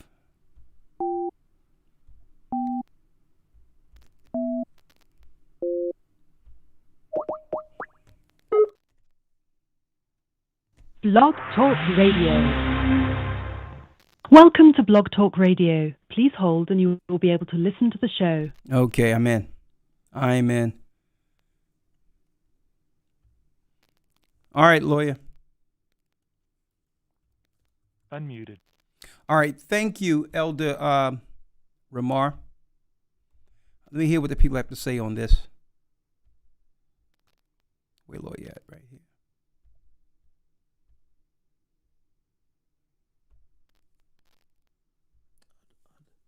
This one, right? Mm-hmm. Oh, the 2 hours ago is here.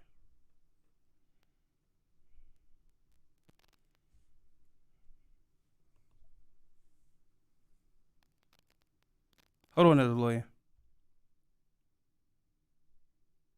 All right, there you go. All right, we're live, 515-605-9327. Elder Rawchaa is on the line. Where is it? Where he at? Rawchaa, what you got? Feel like one of those Peace FM nights, I'm doing great. Oh, yes. Yo, cuz, how you doing? I miss all you. Man, I miss all you guys. I'm really sorry I can't be there, but things are moving, literally. But yeah, wow. Brothers and sisters, if you're not in the academy, Lord, in the morning. Oh, show on now. Lord. Show on. Historytimes.org.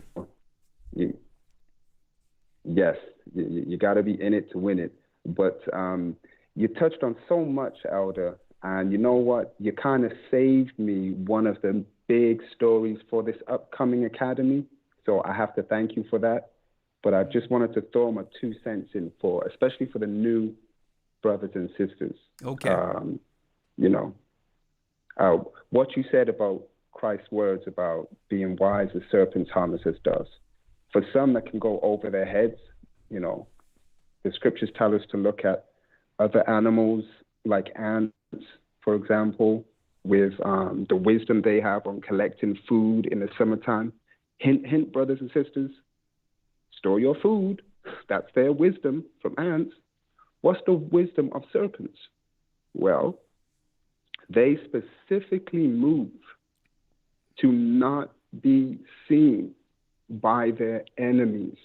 We ought to do the same, like Elder's mentioning, regardless of circumstance. That's the serpent's wisdom. They do not be seen by their enemies. And that's what it means, wise as serpents, harmless as doves. You don't want to put out anything threatening that can be used against you in word. That's number one. Right. But wise as serpents, serpents are dangerous, but yet they move not to be seen by the what? The prey or the enemy. Right. They move. Right. And the word I think you have here, you're thinking about here, with caution. They move with caution. And I say that over and over again. And let me tell you, we all got that same Bible. How many times I've said, folks, there's nothing for anyone. I mean, I'm going to put it, listen, we could have got people in all white many days and just thousands upon thousands who were baptized and just go out. But that ain't the thing. Because Esau see that being a cunning hunter as a show of force. What do Esau do? This is what he does before every war. He does exercises on the border of the land to warn them. And if the political establishment backs off, they go back home. So you don't show, that's right, you don't show an exercise while Esau is looking without what? Without them thinking that there's an act of force behind it. Even if you're innocent. Even if there's no force, he's going to treat it as such. Because that's how he rolls. If you show yourself in numbers, that's what? The first stage of warfare. It's engagement. It's an engagement. Yep. And on that warfare, last thing, I know there's, I'd rather give the time for the brothers and sisters, but on the warfare, it's very interesting in the article. You know they love their numbers. It's very interesting, the 4%. Why is that interesting? Yeah. In that survey, the Times of Israel article referencing the survey you pulled out tonight, Elder. Yeah. It's interesting because when you look at the scriptures, 90% ain't going to make it of Israel. Yeah. 10% will make it to the wilderness. But then of that 10%, 2/3 are, might be family members, might be those that you thought were in the truth, but not really in the truth. Only 1/3 of the 10% is actually going to make it alive. Yeah. So that's 3.3%. If you were to round that up, that's 4%. Yeah. Interesting. Yeah. Yeah. Anyway, I yield. Thank you, Shapat. I can't wait to see you all soon. Yeah. And I know you're going to be with us in spirit tomorrow. I know you're dealing with personal, but we're going to talk, and I'll see you Sunday. All right. All right. Love you all, man. Shalom. Shalom. Yeah, we love you, man. Shalom. And Ellie, I'm going to be in the academy on Sunday. Right? Like, I'm gonna be here. Let's do it. Yeah. Let's do it. Well, let's do it together. Yeah. Let's do it together, man. Hey, get these books out on this table. I got books all over the place. Got this long table. Let's get it. Let's get her in. Let's get her in. Let's bring it. All right, now the first time something like this is happening. Yeah, I'm excited about that. William has a comment. Let me make it clear though. I pray for all of our people. Okay, when you see people showing force and all that and marching, that's all. But Esau already told you. The cat's out of the bag. There's almost 2 million Israelites who has awakened. And a lot of people are wise as serpents.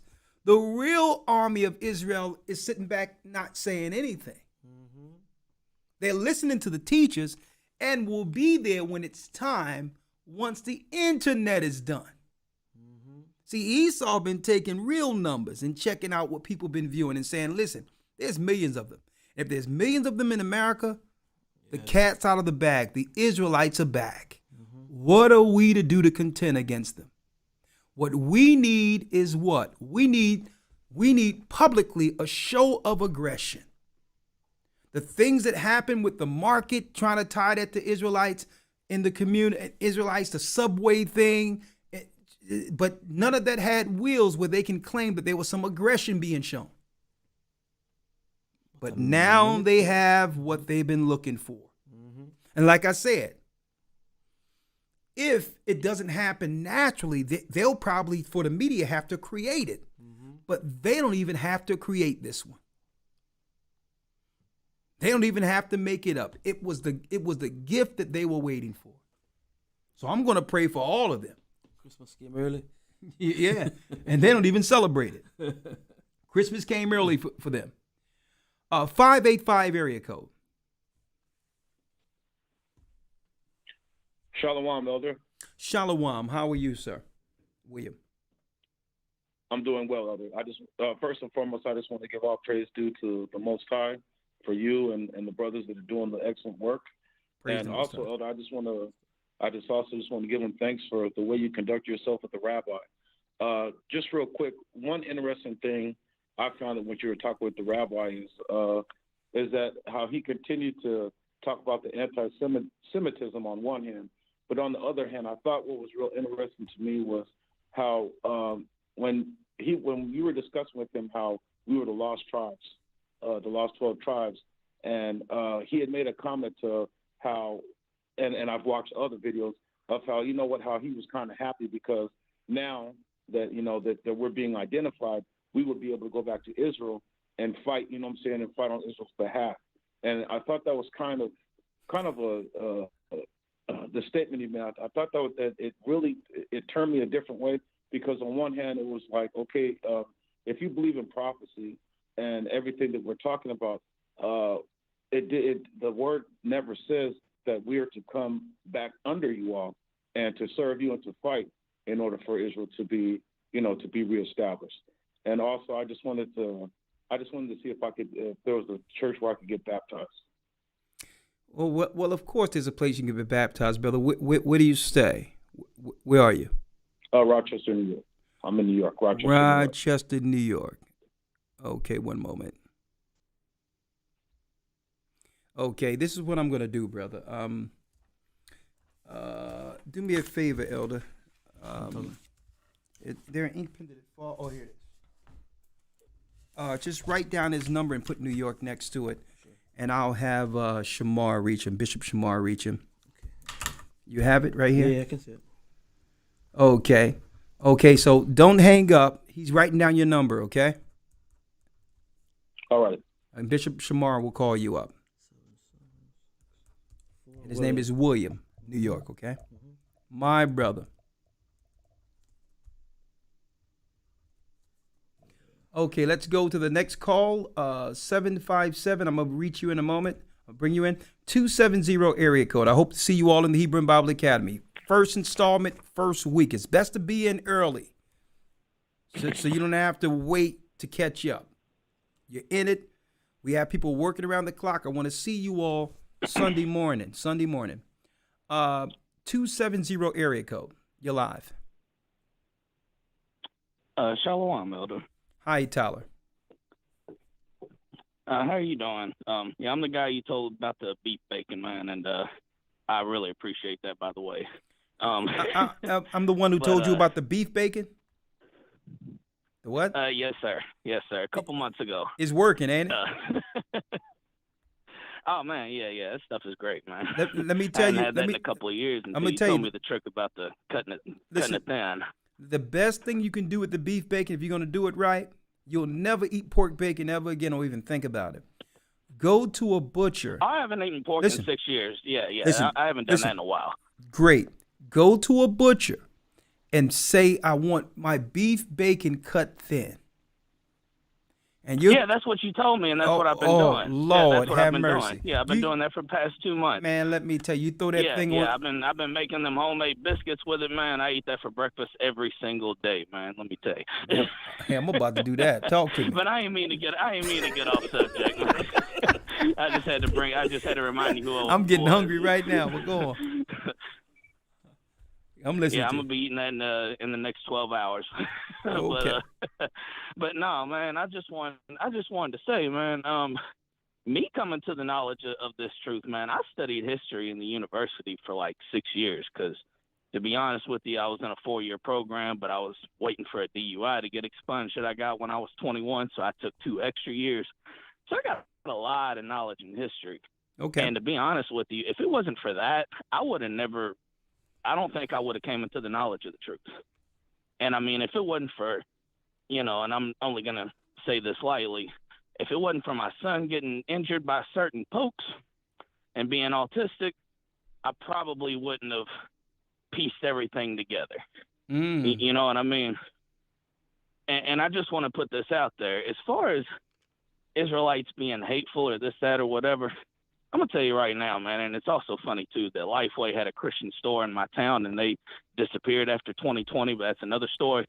But anyway, a lot more people know that they're Israelites than what they're saying. Yeah. They're just not they're just not speaking about it because they're scared or because they don't want to be associated with, the new black Nazis or whatever, Yeah. Whatever it is. But brother, go on. No. What I was gonna say is though, but as far as y'all being a hate group, even before I found y'all, there's a lot of Israelites. I mean, they're misguided in their doctrines and stuff like that, which I came to find out later. But they're not hateful. It's a very, very, very small, and I mean teeny tiny. It's like KKK being with white Christians. That's how small compared to the other Israelites that hate anybody. I mean, that's the best comparison. Let me say, typically, Israelites are peaceful people. Typically, the whole deal is exactly. What I'm saying is, when I say typically, now, of course, there's some out there who may expound, vulgarity or what they would call racial rhetoric against other groups of people. But really, that's the extent of their aggression. There's no threat of Israelites doing anything physically to no one. And guess what? Even IUIC is typically, and they are, a peaceful group. They're peaceful. I got friends in IUIC. Yeah. So I know that. Yeah, they're peaceful, right? You know, I'm I mean, listen. We're peaceful. Listen. I mean, you know, whatever. I used to follow y'all. Listen, what I'm saying is, you know, whatever. Listen, we're peaceful. Israelite Church of UPK, Yohanan and them. You know, they're a little hard when they speak, but all in all, they're peaceful. I know Yohanan personally. He wouldn't hurt anyone. So the whole deal is not that in particular, then you still have to walk wise, knowing what the enemy is looking to use against you. Okay? Let me say this, man. If anything, man, y'all are more of a threat to each other than y'all are to any other race of people. Let's just be real here. I mean, if anything at all. I mean, come on, y'all don't threaten anybody. Of course, never have, never will. But guess what? Amalek knows this, but he's going to spin it. That's why it's media spin the Israelites Awakening, because they can't control it. They're going to what? Spin the narrative to destroy. Thank you, my brother. This is what I was gonna say earlier. Blessings call is that you know, the KKK, no Israelite has never lynched, murdered anybody. Exactly. Never happened. It will never happen. Israelites believe in Christ and the teachings of Christ. Yes, we have Israelites that will sprout certain rhetoric, but like you said, by and large, 99.9% we're not violent, exercising violence against anybody. Yeah. But they will get an image. Okay, they will get an image and put it out there saying that this is a threat of violence. A 1,000-man standing up march is a threat that they're gonna come and do something. Exactly. Right now it's nonviolent, but what will it become? That's where they're going. That's where they're going with it. They can spin it any way they want. Exactly. Okay. Just like for instance, the agent there, that guy, whoever he is, Vocab or whatever he is, he put up a clip of one of the brothers from one of these groups saying that when, making jokes, when Christ come back and he bring back Queen Elizabeth, that's what the brother said, quote unquote, he's going to put Queen Elizabeth, a dead woman, who's everyone dead, knows she's dead, in slavery. Now, that may seem outlandish and crazy on the surface, right? Of course. So he'll take clips like that and show that to what? An innocent, God-believing Christian or a white believing evangelical Christian. And they'll be like, listen, if this guy believes that he's going to take a white woman who's dead and bring her into captivity, okay, what do you think he's going to do to you? See, so that's why you have to be wise as serpents, harmless doves. They'll use little clips like that, which is utterly ridiculous in of itself, speaking stuff like that. You're not even going to know if you're going to make it to the other side concerning what you're going to do on the other side. But they will take radical things like that. And I'm going to tell you, there's a lot of people who are naturally afraid. Same thing they did with COVID. Yeah, these people are afraid. Yeah, they're scared of people. Yeah, so you put a clip out like that, and this guy dressed, he got spikes on and all that, and talking about he's going to take the queen and put her, after he's going to drag her in chains and put her in captivity. Like, whoa, what do we do? Is that what Israelites believe? The few percent who haven't took enough time to actually look into it are going to look at this and say, oh my God. What's going on here? This is what are we going to do about this? They call it a congressman and everything. What the? I like the queen. The queen never did anything to anyone. Folks, I'm going to tell you, that's how they do it. And this guy here, that devil we showed, that's behind switching the narrative from Islam to our people, he has every clip you can name that's outlandish, just like that, and packaged it all to be the go-to page if you want to understand why governments need to now oppose Israelites by any means necessary. All right, next call. You can say anything you would like at any time, Elder Lawya. 213 area code. Hey, what's up, Elder? How you doing today? I'm blessed, Israel. Comment. I mean, Israel. Yes, man. It's good to hear from you, man. Yes. I just had a couple of quick things to say, brother. I have been thinking about y'all, man, and it was something about One West, man, the spirit that the Most High put on y'all, man, in that school, because when it comes to you, Nathaniel, Johanna, Daniel Holler, Zabak, the influence that y'all have on bringing the truth was, I mean, I can't even put it into words. It was so powerful. The movement is so big. And so when I seen IUIC there, the first thing that came to my mind, and forgive me because I'm a little hyped up, but okay, was Joshua 2:9. And it reads, "And she said unto the men, I know that the Lord hath given you the land, and that your terror is fallen upon us, and that all the inhabitants of the land faint because of you." Verse 10, "For we have heard how the Lord dried up the water of the Red Sea for you when ye came out of Egypt, and what ye did unto the two kings of the Amorites that were on the other side of Jordan, Sihon and Og, whom ye utterly destroyed." 11, "And as soon as we heard these things, our hearts did melt, neither did there remain any more courage in any man because of you, for the Lord your God, he is God in heaven above and in the earth beneath." What do you think about that, Elder? Okay, how are you relating that to what you say, the brothers marching in New York? That's the scripture you got on that? Yes, I related that because of the fear that you could see on the other nations and the people, the fear that they had about seeing the men of the Lord marching. You know the what? Fear that's falling upon the whole earth. Listen, I'll tell you this. That's an admirable view of it. But you have to look at it from a different vantage point, right? Where is it in the scriptures where Christ said do that? Who's coming back with who's coming back with Christ's army?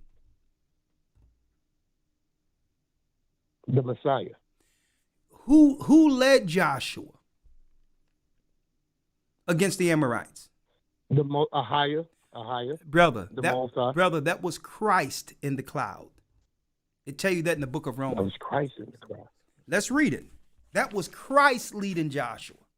Joshua could not have done anything unless he was led through Christ. Let's read it real quick. I'm going to show you this. Okay, I'm listening. Okay, thank you. Hold up, stay. I'm going to show you something.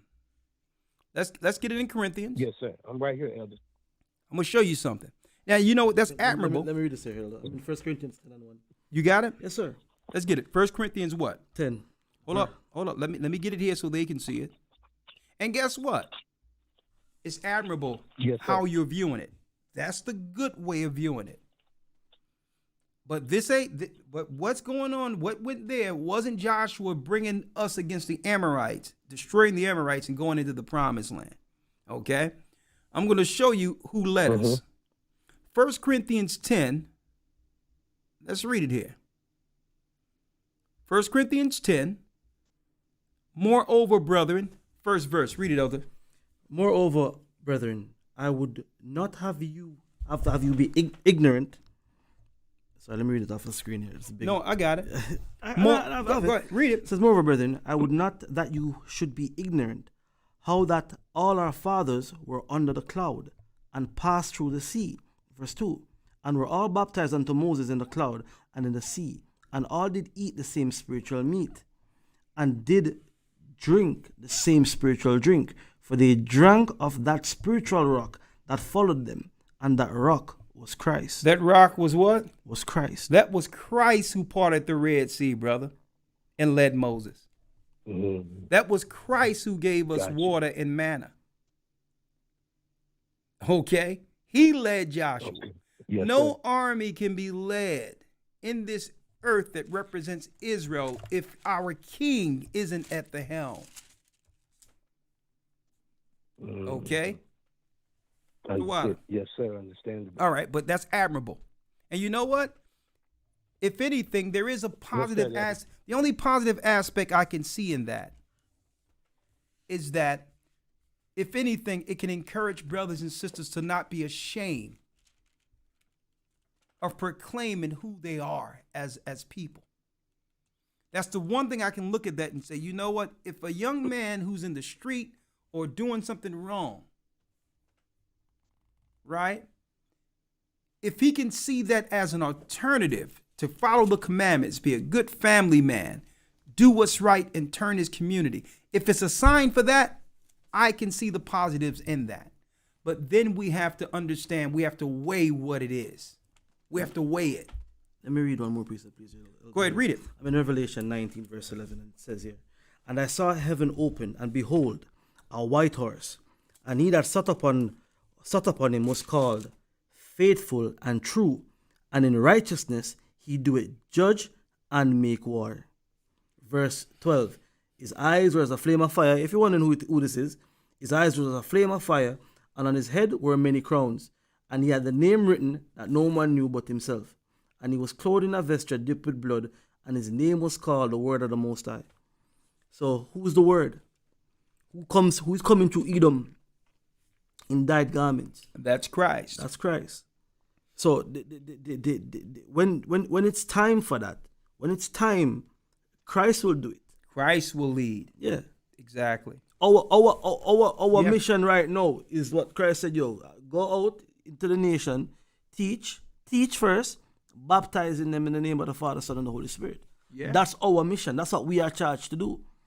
You with me? The aggression, we can't check it. I was talking earlier today with you, Elder, about was telling about in the States, and you know the shooting range and all of these things, and the military might of Edom.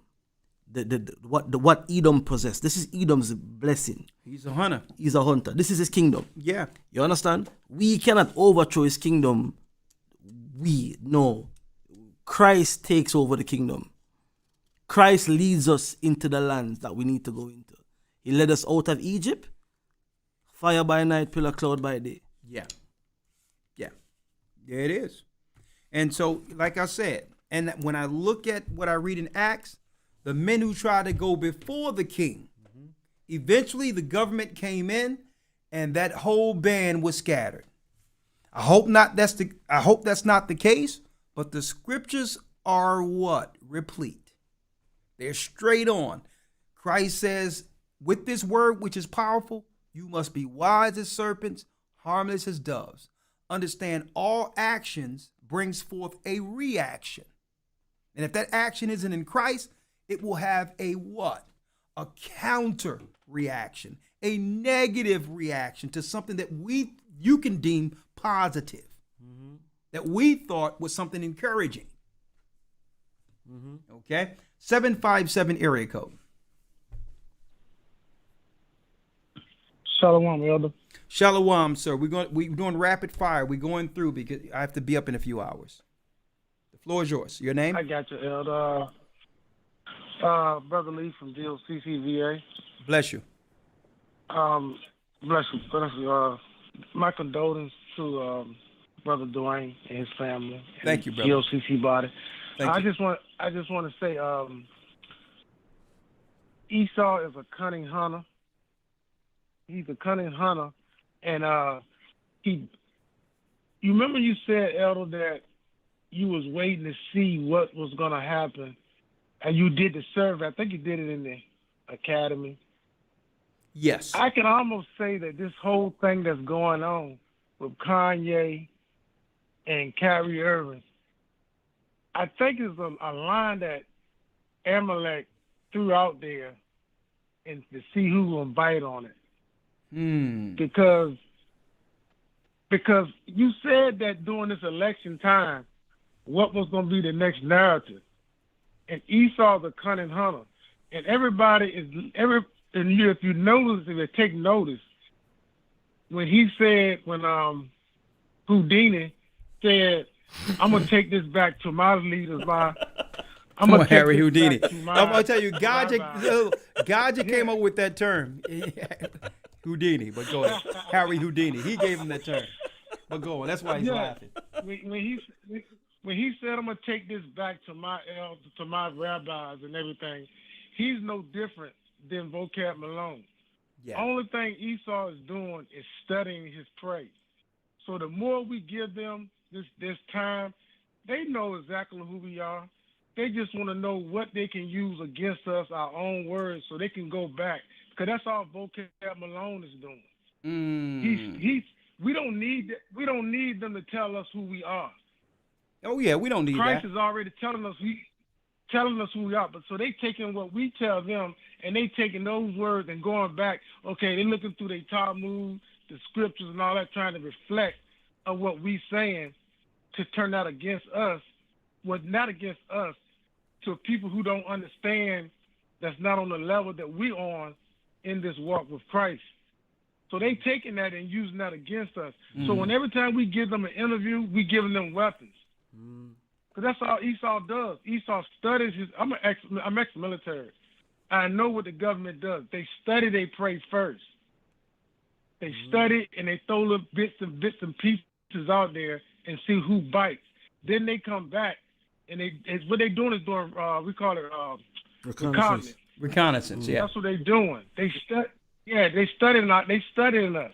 They did it with COVID-19. They did it with the jab, during the cold scenario, because everything shut down, like you said, in 2019 when they figured out when they had that Native American Indian out there on the Capitol, and those guys from Sakari was talking to that guy, and they had the little guy with a mega hat on. They was going back and forth.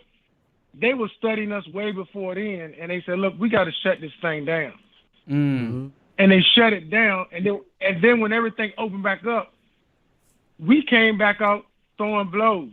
You see, and the only thing they did was pause it for a minute. Hey, check this, brother. Just to study us. Let me jump in here real quick. I Yes, believe, sir, and this is my opinion, that the whole shutting down of the earth, right, the way Nietzsche did it, was because of Israelite rising.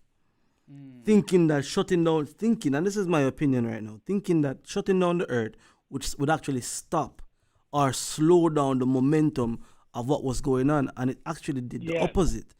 Because now you see, as soon as the place is opening up back now, we're getting the Kanye's, the Kyries, all of these people. It slowed it up. That was the whole conversation before things were shut down. Yeah. So now it opened up back. It has doubled, because check it out, man.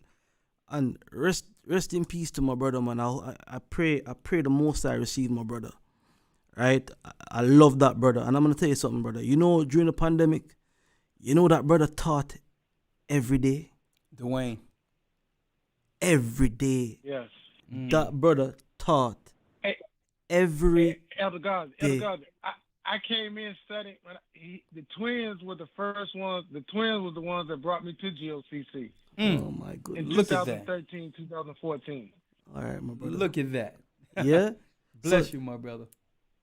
Blessings, man, and praises to the Most High. Let me tell you, man, them brothers taught every day. There was more classes going on in the pandemic than outside of the pandemic, because we had a class on Monday to Friday, Sabbath, and then a Sabbath class, and then Elder would do the academy on the Sunday. We had a Wednesday broadcast, so it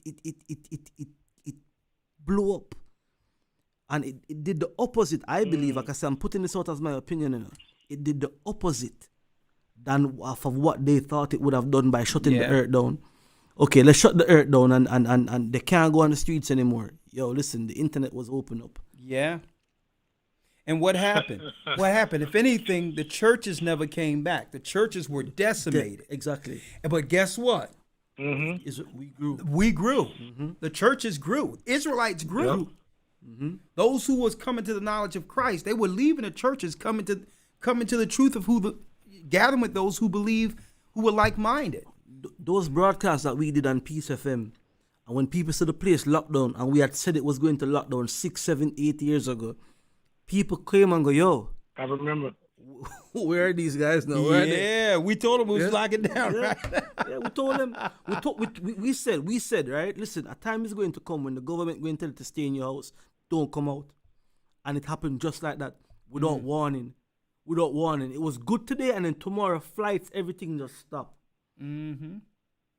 It just stopped. This is it. So when you look at the 2009 survey, then come with 2020 saying they have this numbers and that numbers that they believe it's and check this out. I'm looking over here, Elder, right? At the views here. I'm just checking that out. And when we used to do radio, we used to have a thing that we said that for every text that we got, there was 100 people listening that never text. That's what the y'all had data that lets you know. Yeah. So for every person, for the ratio, for every one person that sent a text in, there was 100 more that never responded, that never said nothing. Was just sat there listening into what was going on. So if you convert that over now to the church, for every one member that comes into the church, right? There's 100 people there, sat looking, watching. I can see that. Yes. People might think that 1-something million is outlandish, but Esau have the data. Yes. He can tell through interactions and the algorithms that these people are leaning more towards believing they're Israelites. That's why I said that number, that 1.6 million, right? Yeah. And they say 7 million that agree with it. That is the margin of error that they're making here is less than 3%. You with me? It is. Hey, Elder, before I go. Yes. Before I go, Elder, only thing Esau has to do, he can look at the numbers just by the views of everybody that's watching every camp, GOCC. He can just count those numbers and tell exactly how many people. Yeah. It's and that not only that, simple. and on top It's of that that, simple. on top of that, he's also checking out the roles of Christians that are blacks that are leaving the churches. Yeah. Don't forget the mega churches now are predominantly mixed race and all that, but really there's no community churches of number anymore that has any political influence. It's over for black churches. What just came to me as well? You have to remember as well the impact of of the knowledge of being an Israelite. What it's having on society. Yeah. He's seen those stats as well. Crime going down in certain areas. You can't influence the families like how you used to influence them because there's a man present. Yeah. He's seen all of these numbers. When you check back even on the history books, there was a Roman by the name of Pliny the Younger. And because of the awakening of the children of Israel, Pliny the Younger wrote and said, yo, listen, these guys are bad for business. That's historical.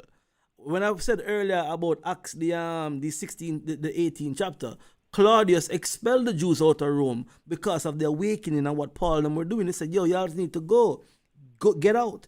Because people in Rome were now being converted. Romans were starting to get converted, and it was affecting them. Yeah. So they have all of this information and data see going on of the effect of what's going on. So okay, the black church is a money center. It finances the sympathy for a certain set of people that hate Christ. Yep. Right? Let's just put it that way, right? It finances that. So when these people coming out of the churches right now, then the finances go down. The doctrine that comes down from the Jesuit society that comes down to teach. I have to show this. Hold up. I have to show this. 1 second, brother. 1 second. Your Rawchaa sent this to me. I'm gonna put you on hold, brother. I yield, Elder. I yield. Oh, man. Check this out, brothers and sisters. Now, I'm not saying there's anything into this because Esau be dealing with some straight craft. He be dealing with straight witchcraft, Esau. I mean, I seen a few of them walking around on the plane, with the hat coat zones happening. I need y'all to check this out, folks. Let me get it here. Right here. Yeah, there it is. Check this out, folks. You're right. The Illuminati cards came out in... The Illuminati cards, brothers and sisters, came out in what? 1993? Look at this.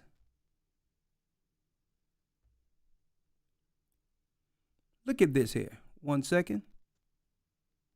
Desktop. Check this out, folks.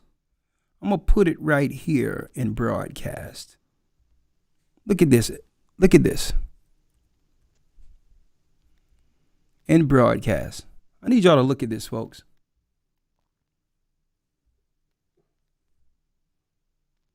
Broadcast. Now, I'm sure the brother Nate from IUIC don't care or don't know anything about this. Let me put that out there first. Under broadcast. We're broadcasters, right? Right here. And it I think it's probably just a coincidence. But I need y'all to check this out. Right? Look at this. Right here. This is Illuminati card from 1993. Now, when you turn this card around, it's info bomb. This is a silhouette. Matter of fact, let me turn it around so y'all can see it. Let me turn it around so you all can see this. It's info bomb. You play this card at a certain time to change the tide or to provoke racial tension. On the card of 1993. Check this out. Let me pull it up here. Under photos. Let me see if I can do it under photos. Because I have to turn this around and read this Illuminati card. Let me see. Open with paint. I'll open it up with photos. Yeah, photos. Yeah. And then just rotate it. Okay, let me rotate it. There you go. Right? Now, when you read, now look. I don't know if it's going to show it. When you look at the the card, it says info bomb. It's used to stoke racial tension in the Illuminati cards. This card was made in 1993. Who do that look like? Man, let me see. And guess who found this card? This card was found. Iraq was looking through the Illuminati cards because somebody sent them to us and say there's a lot of stuff of these Illuminati cards and how they play. Right? How the Illuminati plans certain events in the earth is in these cards. Weird. A picture looked like Donald Trump. One looks like, don't forget, these cards was made in 1993. That's crazy. That's huh? Look just like you. Let me pull it up.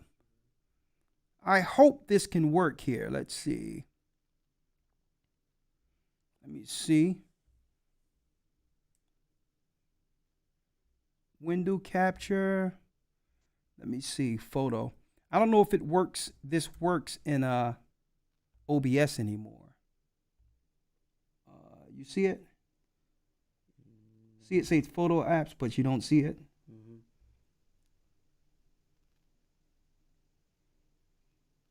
And there's no way I can spin it. Let's see. Hold on.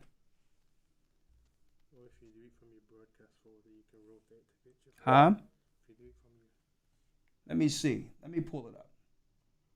Listen, if you do from the broadcast folder. He sent. He sent it to me. Oh yeah, I forgot. Hold up. Cancel that. Yeah, here it is right here. He sent one. Here it is. Save as.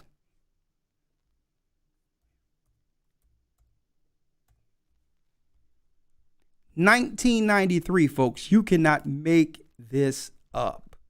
These cards were made. Nate, where, let me see. And two. Where is it? Oh, it's dropping now.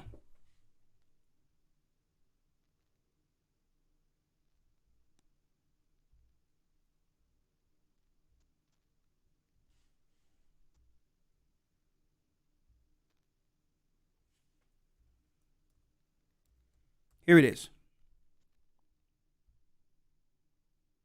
There it is. Yeah, right there. Both of them there. Right here, right? Mm-hmm. Look at this, Elder.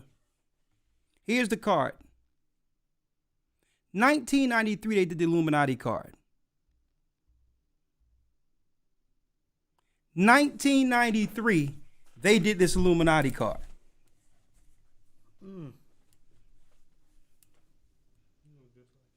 Yeah, it's airy. Right? Now, look what it says on the card, how they play the card. If I can read it out. Info bomb. Look what it says on the card. Info bomb. What'd that say?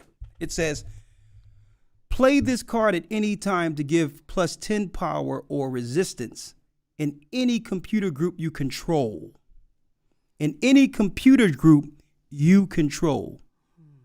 If used with action, it must be played when and it counts only for the action if used for defense. The bonus until the end of the current turn is good for defense only and does not count towards God. Okay? An info bomb translates to information railway or highway. Info bomb translate to what? Information railway or highway. The web, the internet. And I'm sure he doesn't know anything about this card. But that show you some of the darkness when it comes to these so-called seers that are working with the synagogue of Satan. I'm going to tell you, these cats are top wizards. They are top wizards. And they say they can play the card for certain defense. For certain defense, oh, if I play the card, now I can say I'm being attacked. Anti-Semitism. You play the card when you want a defense. Crazy, ain't it? Hey, it's weird that card is in there. An info bomb is what? The communication through the information highway, computer. Hey, it's wild. We're truly in the Matrix. But listen, we're going off the rails here. It's good. I just wanted to put that out there. And because I forgot in the midst of this, I'm like, man, your rock had these Illuminati cards that the sister sent, and it had a picture eerily looking like the brother. He don't have anything to do with that. But I'm just saying it's an eerie coincidence that this card is in their deck. Even like the facial expressions. Yes. Even the you know the. What was those sorcerers seeing? Yeah. What? But then it tell you how they play the card as a form of defense. By playing the card, it puts what? It puts you on your heels because now they can defend themselves and say what? That's right. You are attacking us. Like and it wards off the defense. Like you said, Cardsman, the Joker is wild. The Joker's wild. Yeah. The Joker's wild. Yeah, let's get a few more calls and then we'll end it. 574 area code. And I'm sure it has nothing to do with them, but it was just airily. Yeah, it's we dealing with some top sources on the other side, folks. And who knows? I hope they don't got a card of me up in there. 574 area code. Shalom. Shalom, Elder. How you doing? I'm doing well. Yourself? So I'm doing well. I just wanted to bring out Luke 10, Matthew 5, and Revelation 13, if that's possible. I know we're short on time. We short on time. Can you do that within 1 minute? Yes, sir. Yes, sir. So Luke 10 and 19 says, "Behold, I give unto you power to tread on serpents and scorpions, and over all the power of the enemy, and nothing shall by any means hurt you." They're afraid of the authority that Christ has given us. Matthew 5:44. "But I say unto you, love your enemies, bless them that curse you, do good to them that hate you, and pray for them which despitefully use you and persecute you." It's impossible for true believers in Christ to operate in the manner that they're suggesting. Revelation 13:10. "He that leadeth into captivity shall go into captivity. He that killeth with the sword must be killed with the sword. Here is the patience and the faith of the saints." Hey, you can't get no clearer than that. What goes around comes around. Thank you, my brother. Great scriptures. Thank you. My brother. Bless you, brother. Hey, see, and that's what they are afraid of. You hear this brother here? He's not talking about hurting anyone or selling drugs to anyone or being a whoremonger. He's in those scriptures. See, this is what they feared. Right? It's good to hear that, brother. Brother's bringing that word. 804, Michael. Come on, Michael. We going down the line now. Shalom. Shalom. Shalom. First and foremost, giving praise to the Most High. Yes. I just had a quick comment. Is one of my greatest phrases. I was just talking about it. Where it says, "Out of the abundance of the heart, the mouth speaks," yes. Which we know that Christ said that. I didn't make that up. I say that because right now, I've been in spiritual, pilgrimage as far as in, spreading God's word. And I'm trying to start, my ministry, which is called House of Israel. We don't do that. You ain't starting no ministry on the Gathering of Christ Church's program. Nah, there's a church you're speaking to. I mean, this is the type of guy who goes into McDonald's and say he got his own. He's about to make McDowell's in the bathroom. That time of the night. Are you kidding me? That time of the night. Are you kidding me? That time of the night right now. That time of the night. Brother, break down and be baptized. There's already a church rolling. Oh, gosh. Lord have mercy. Can you imagine him going in McDonald's? And, but he's Donald McDonald's. And I'm the black one. In there with his own special sauce. No, we don't do that here.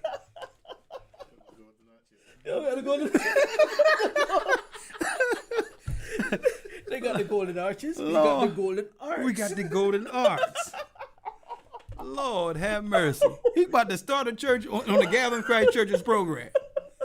Hold up, can I join? Oh my God. Lord have mercy. Only our people. Anyway, let's go. Oh boy, that time of the night, boy. Lord, yeah, it's getting deep. 614 area code. Lord have mercy. No, you can't do that, brother. Oh gosh. 614 area code. Man, I've seen everything, man. Listen, we shall overcome someday, man. 614 area code. Only Jake does something like that. 614 area code. Where the lawyer? Is he a lawyer? Where's the lawyer? Hold on, Elder Lawya, you with us? Hold on, let me see. Let me do it this way. Let me see. Hold on. Lord, in the morning time. Yeah, it's getting late. It's getting late. It's getting late. It is getting late. Let's see. Hold up. Let me see if Lawya. Let's see. All right. Yeah, Lawya, did you hear that one? Is Lawya with us? I know he with us, ain't he? Oh no.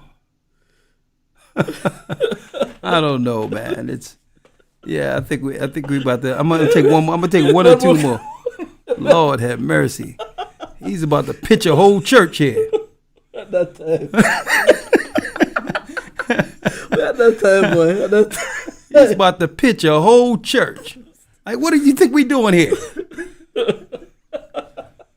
Lord have mercy. Oh gosh, man. All right, let's see. At that time of the night. It's that time. Come Israel. Come Israel. A couple more cards. I wonder how I can sideways that academy.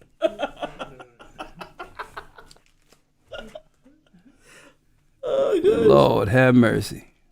Let's see. Oh, man. Participants.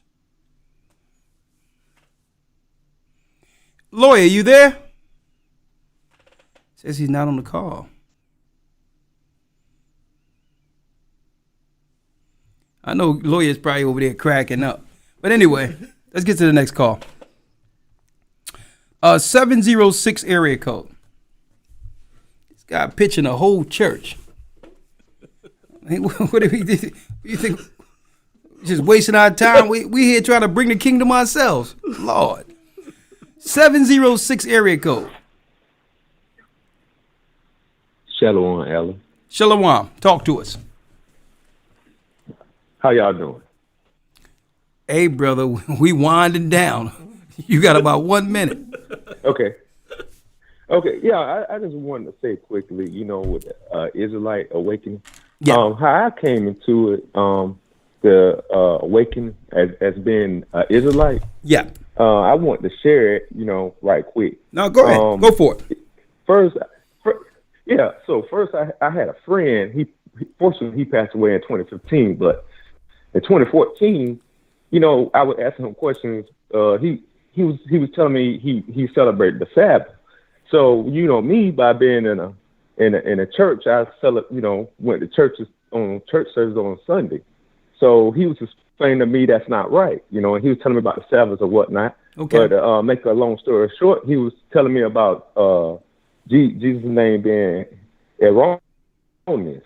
So I didn't quite get that, but fast forward a couple of years later, in the cold, my sister, she brought me to you guys, and I'm not gonna lie, Elder. I first heard when you was breaking things down, and I had to be honest with myself. I was like, man, I said, man, what is this? This is, I thought it was a cult, but as you thought it was a cult, the Most High opened. Yeah, I did. I didn't know what it was, but I'm gonna tell you something. And this is the straight up truth. As I began to listen to GOCC more and more, even though like I said, my sister had introduced me to you guys. Okay. And I started looking at these videos during the 2020, and when you guys went down, you start talking about the paganism and the Jeremiah 10. I'm gonna tell you something. The Most High started little bit by little bit opening my eyes to you guys, and now I'm just thankful for the Most High for you working through you guys, because as you were saying earlier, you were bringing out the article about in 2020, the things that was happened when everything shut down.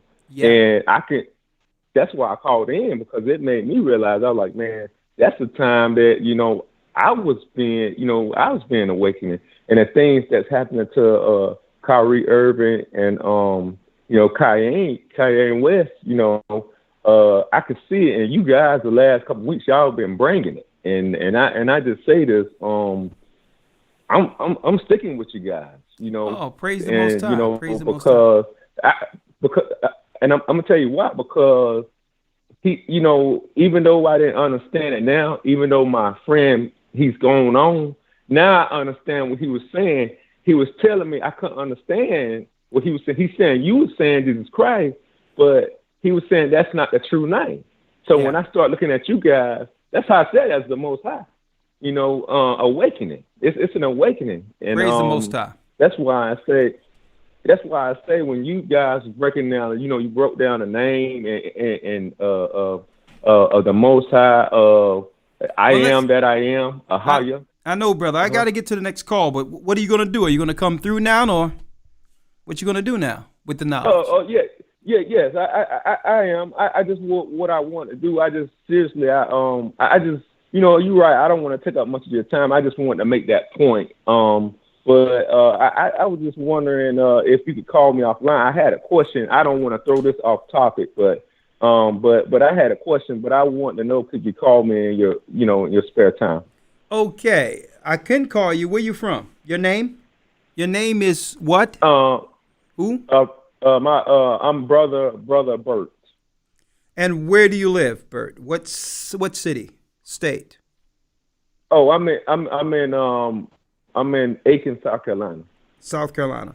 Okay, and are you in the Hebrew and Bible Academy? No, I haven't. I haven't been in there, but I'm. The things that I heard you guys been talking about, I'm definitely going to join. Well, you got 24 hours. Go to historytimes.org, because that's the beginning of getting the foundation, getting grounded in all the areas. And we meticulously went into all the areas where the Christian church lied to us, to wipe that away, so that you can actually get the true foundation of Christ in the Bible. So this way you're not conflicted with your programming. So it's important you get in that academy so that you're rooted, and so you can get all that mess we got through paganism out. There's a lot of information that we've taken. We've been up day and night studying, putting these information together so that we can easily roll it out and make it so that you could become a great teacher in the future also. But I'm going to give you a call on the outside of this, and I'm going to have South Carolina call you so you can get the brothers there. And hey, let's get this thing rocking, okay? Okay, yeah. Matter of fact, yeah. You know what? I am going to join now. I'm gonna, as soon as I get off the phone, I'm going to enroll. Thank you, brother. Word is bond. I hope to see you Sunday.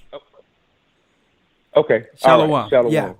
And another thing, we went to South Carolina, Elder Gadger. Went there and supported the brother there, Rawchaa there. And one guy stood up and he said, listen,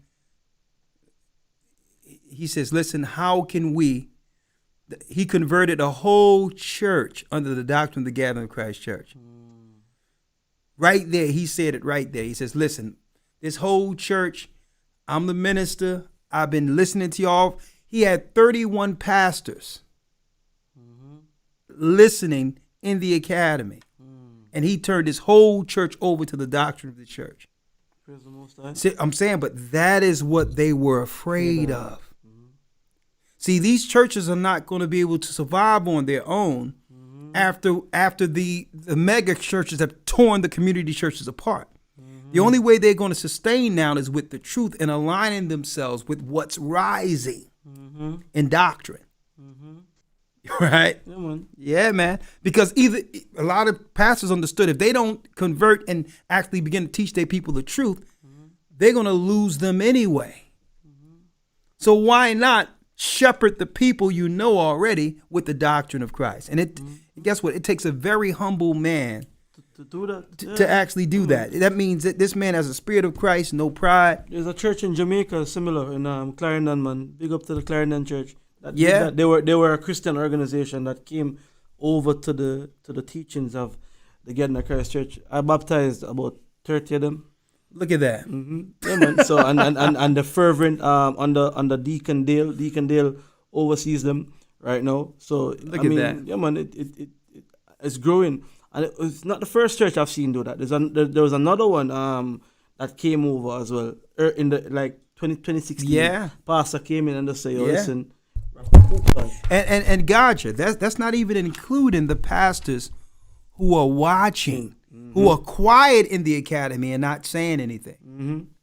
Like I said, for everyone, there's 100 in there listening and not saying nothing. Praise the Most High. Yeah, all glory be to Christ. Definitely. Yeshua. And it's the truth. The truth will set you free. You have to on another level wicked, right? To actually know something is true and refuse to tell the people. Yeah. If you see that it's the truth, there has to be another level of wickedness. Yeah. You understand me? If you know something is true, but you'd rather continue a lie because of pride or whatever the case is. Yeah. You understand me? And you know, not everyone go off too much in it, but I've seen the name of the Most High, where at one point in time there were groups that were calling on the Tetragrammaton. Yahweh, yeah. And then when the name of the Most High came out, Jehovah, they stopped doing it. They stopped doing it. But rather than calling the true name, they went back to Jesus. They went back to Jesus. I'm like, what? That's pride. You understand? So I mean, yeah. But hey, let's get to the next call. We're gonna just nail through about 2 of these, and then that'll be it for the night. And we'll pick this up. I'll do an extra broadcast with phone calls next week. We have a lot to do today. 416 area code. But man, it's been a pleasure with y'all brothers tonight, man. You know, we can go all the way until we get up and have to go. You know, right now, I had this newfound energy we're going to take right into tomorrow. That's what I was afraid of. Okay, when you do these broadcasts, that you just can't sleep. Oh, you can't sleep. It's that energy, right? The energy. Yeah, that's so spiritual. I know, I'm going to go deal with today without probably not sleep or nothing, Yeah, we're going to get a little sleep, but you know what? The brother Dwayne, I know the spirit of the Most High, is with him in the bosom, and I know he's encouraged to one day stand with us as saints again. And he was up all night also when the Peace of Him was going on, right? Yeah, straight, man. Brothers are warriors, man. They loved it. They loved it. Tell him, man. The brothers are warriors. But I call her from Canada, 416 that just dropped. Okay, I'm sorry he dropped. I'm sorry. I'm taking up y'all time. I'm sorry. We have 865 area code. 865.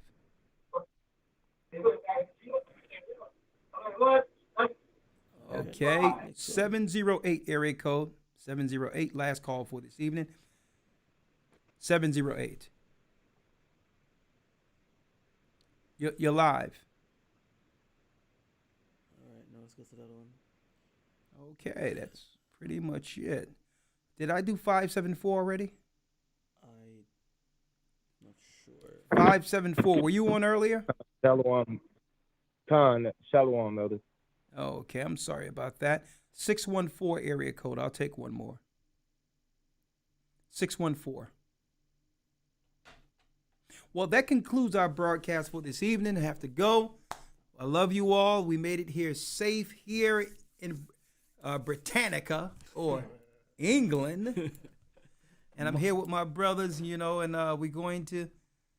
going to stand strong tomorrow and say a final farewell to our brother Dwayne until we see him again, and embrace the family. And guess what? The church is going to do everything to make sure we put together a foundation where his daughter don't have to worry about anything. And we're going to put together a foundation to make sure she's straight. And we have an extra incentive for finishing, right? Mm-hmm. To see our brother again. Definitely, man. Yeah. I said this and I said this to the brothers and that I let the smoke just clear. Let me put him in the ground. Thank you for using Blog Talk Radio. And then after Goodbye. this, I'll just go hard. Yeah. You with me? I'll just go hard. Like I said, them I'm gonna tired you for silver face. Exactly. You Let's understand finish. Me? Yeah, let us finish it. Let us go hard. We you understand? We don't have nothing tethering us back for with nothing. We just going to go hard. And we're going to go hard in truth for Christ, and we're going to go hard in the memory of our brother Dwayne. Yes, sir. He would want it no other way. You understand, man? And it's like, talking to Rawchaa, and Rawchaa said, listen, you can just imagine Dwayne saying, listen, man, have a drink for me, man, and keep it going. Yep. Just have a drink for me and keep it going, man. Keep it going. Let me tell you, man, it's a little wine and for the belly, man, I will just keep it moving, man. We have no other choice. We don't want this. We don't want this system. We don't want this kingdom. We don't want it. Yeah. You understand me? There's nothing here for us, man. This is just death and destruction and sorrow and sadness, man. We want the kingdom to come. Yes. And you know what? Through the Spirit of Christ, we're going to bring it. Yeah, man. We're going to bring it. The Most High says the saints of the Most High shall take the kingdom. And guess what? Paul, when the luminaries, that's what the apostles and all of them were calling those who died in Christ and went over. Let me tell you, even Paul says we can't sorrow like others do. If we know that Christ came and he resurrected, know that man we love, that brother and sister that we love, even my mama who I love, if we believe the Christ we're teaching of, he's bringing them back with him. That means they'll get their change on earth before us. And we'll be changed. Those that remain will meet them in the air on the way back for judgment. Okay, so we always need to be mindful of our mission and what? And see the end of our faith, knowing that what? Death is a curse that will be done away with, and we'll all live in Christ right here as kings and priests on the earth. Do you believe? Well, that's why Paul says we can't sorrow like others because others don't know what happens after this. Okay, others don't know that there's a chance to live again. Okay, so we're going to work until we see our brother, and I'm totally confident that he's going to stand taller at the end on his plot, stronger than when he left. And you know what? If it be the Most High's will, we'll be standing shoulder to shoulder. Shalom. May the Most High be with you all. We're going to say goodbye to our brother tomorrow. Y'all stay encouraged. Keep us in prayer until we back on the other side with you. May the Most High be with you. Stay prayed up, sin not, and keep in mind the Most High is calling back Israel. Good night. Shalom, Israel. Have a good night. And I bless broadcast. Shalom. Shalom. Shalom, Elder Lawya.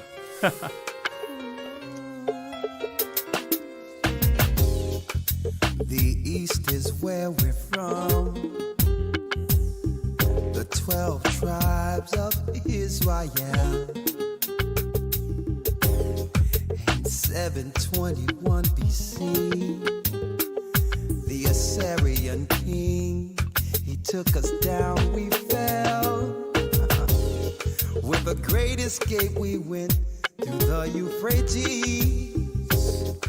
The Lord held the water still. To a land where no mankind dwelt, we went. The 12 tribes of Israel. That's who we be. Manasseh, the Cubans, Ephraim from Puerto Rico, and Valley from the Isles of Hawaii. The Lord is calling back Israel. Zebulon from Panama, Gad, the North American Indians, Simeon, the Dominicans, our highest gathering Israel. The Arabs and Africans told us at gunpoint. Together our wives and children then sold us. In the belly of these great ships we traveled in fear. By the rivers of Babylon we found our brothers here.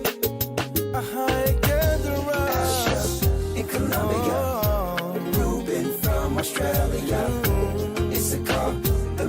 Mexicans, a highest gathering Israel. Judah, the Negroes, Benjamin, the West Indians, Levi, the Haitians, a highest gathering Israel.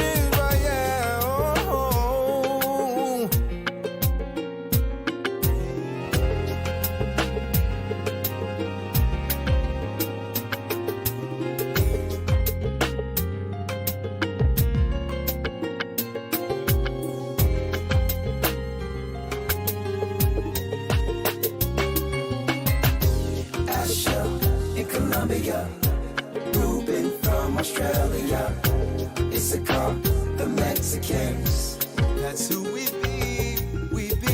Judah, the Negroes, Benjamin, the West Indians, Levi, the Haitians, Manasseh, the Cubans, Ephraim from Puerto Rico, Naphtali from the Isles of Hawaii. The Lord is calling back Israel. Zebulon from Panama, Gad, the North American Indians, Simeon,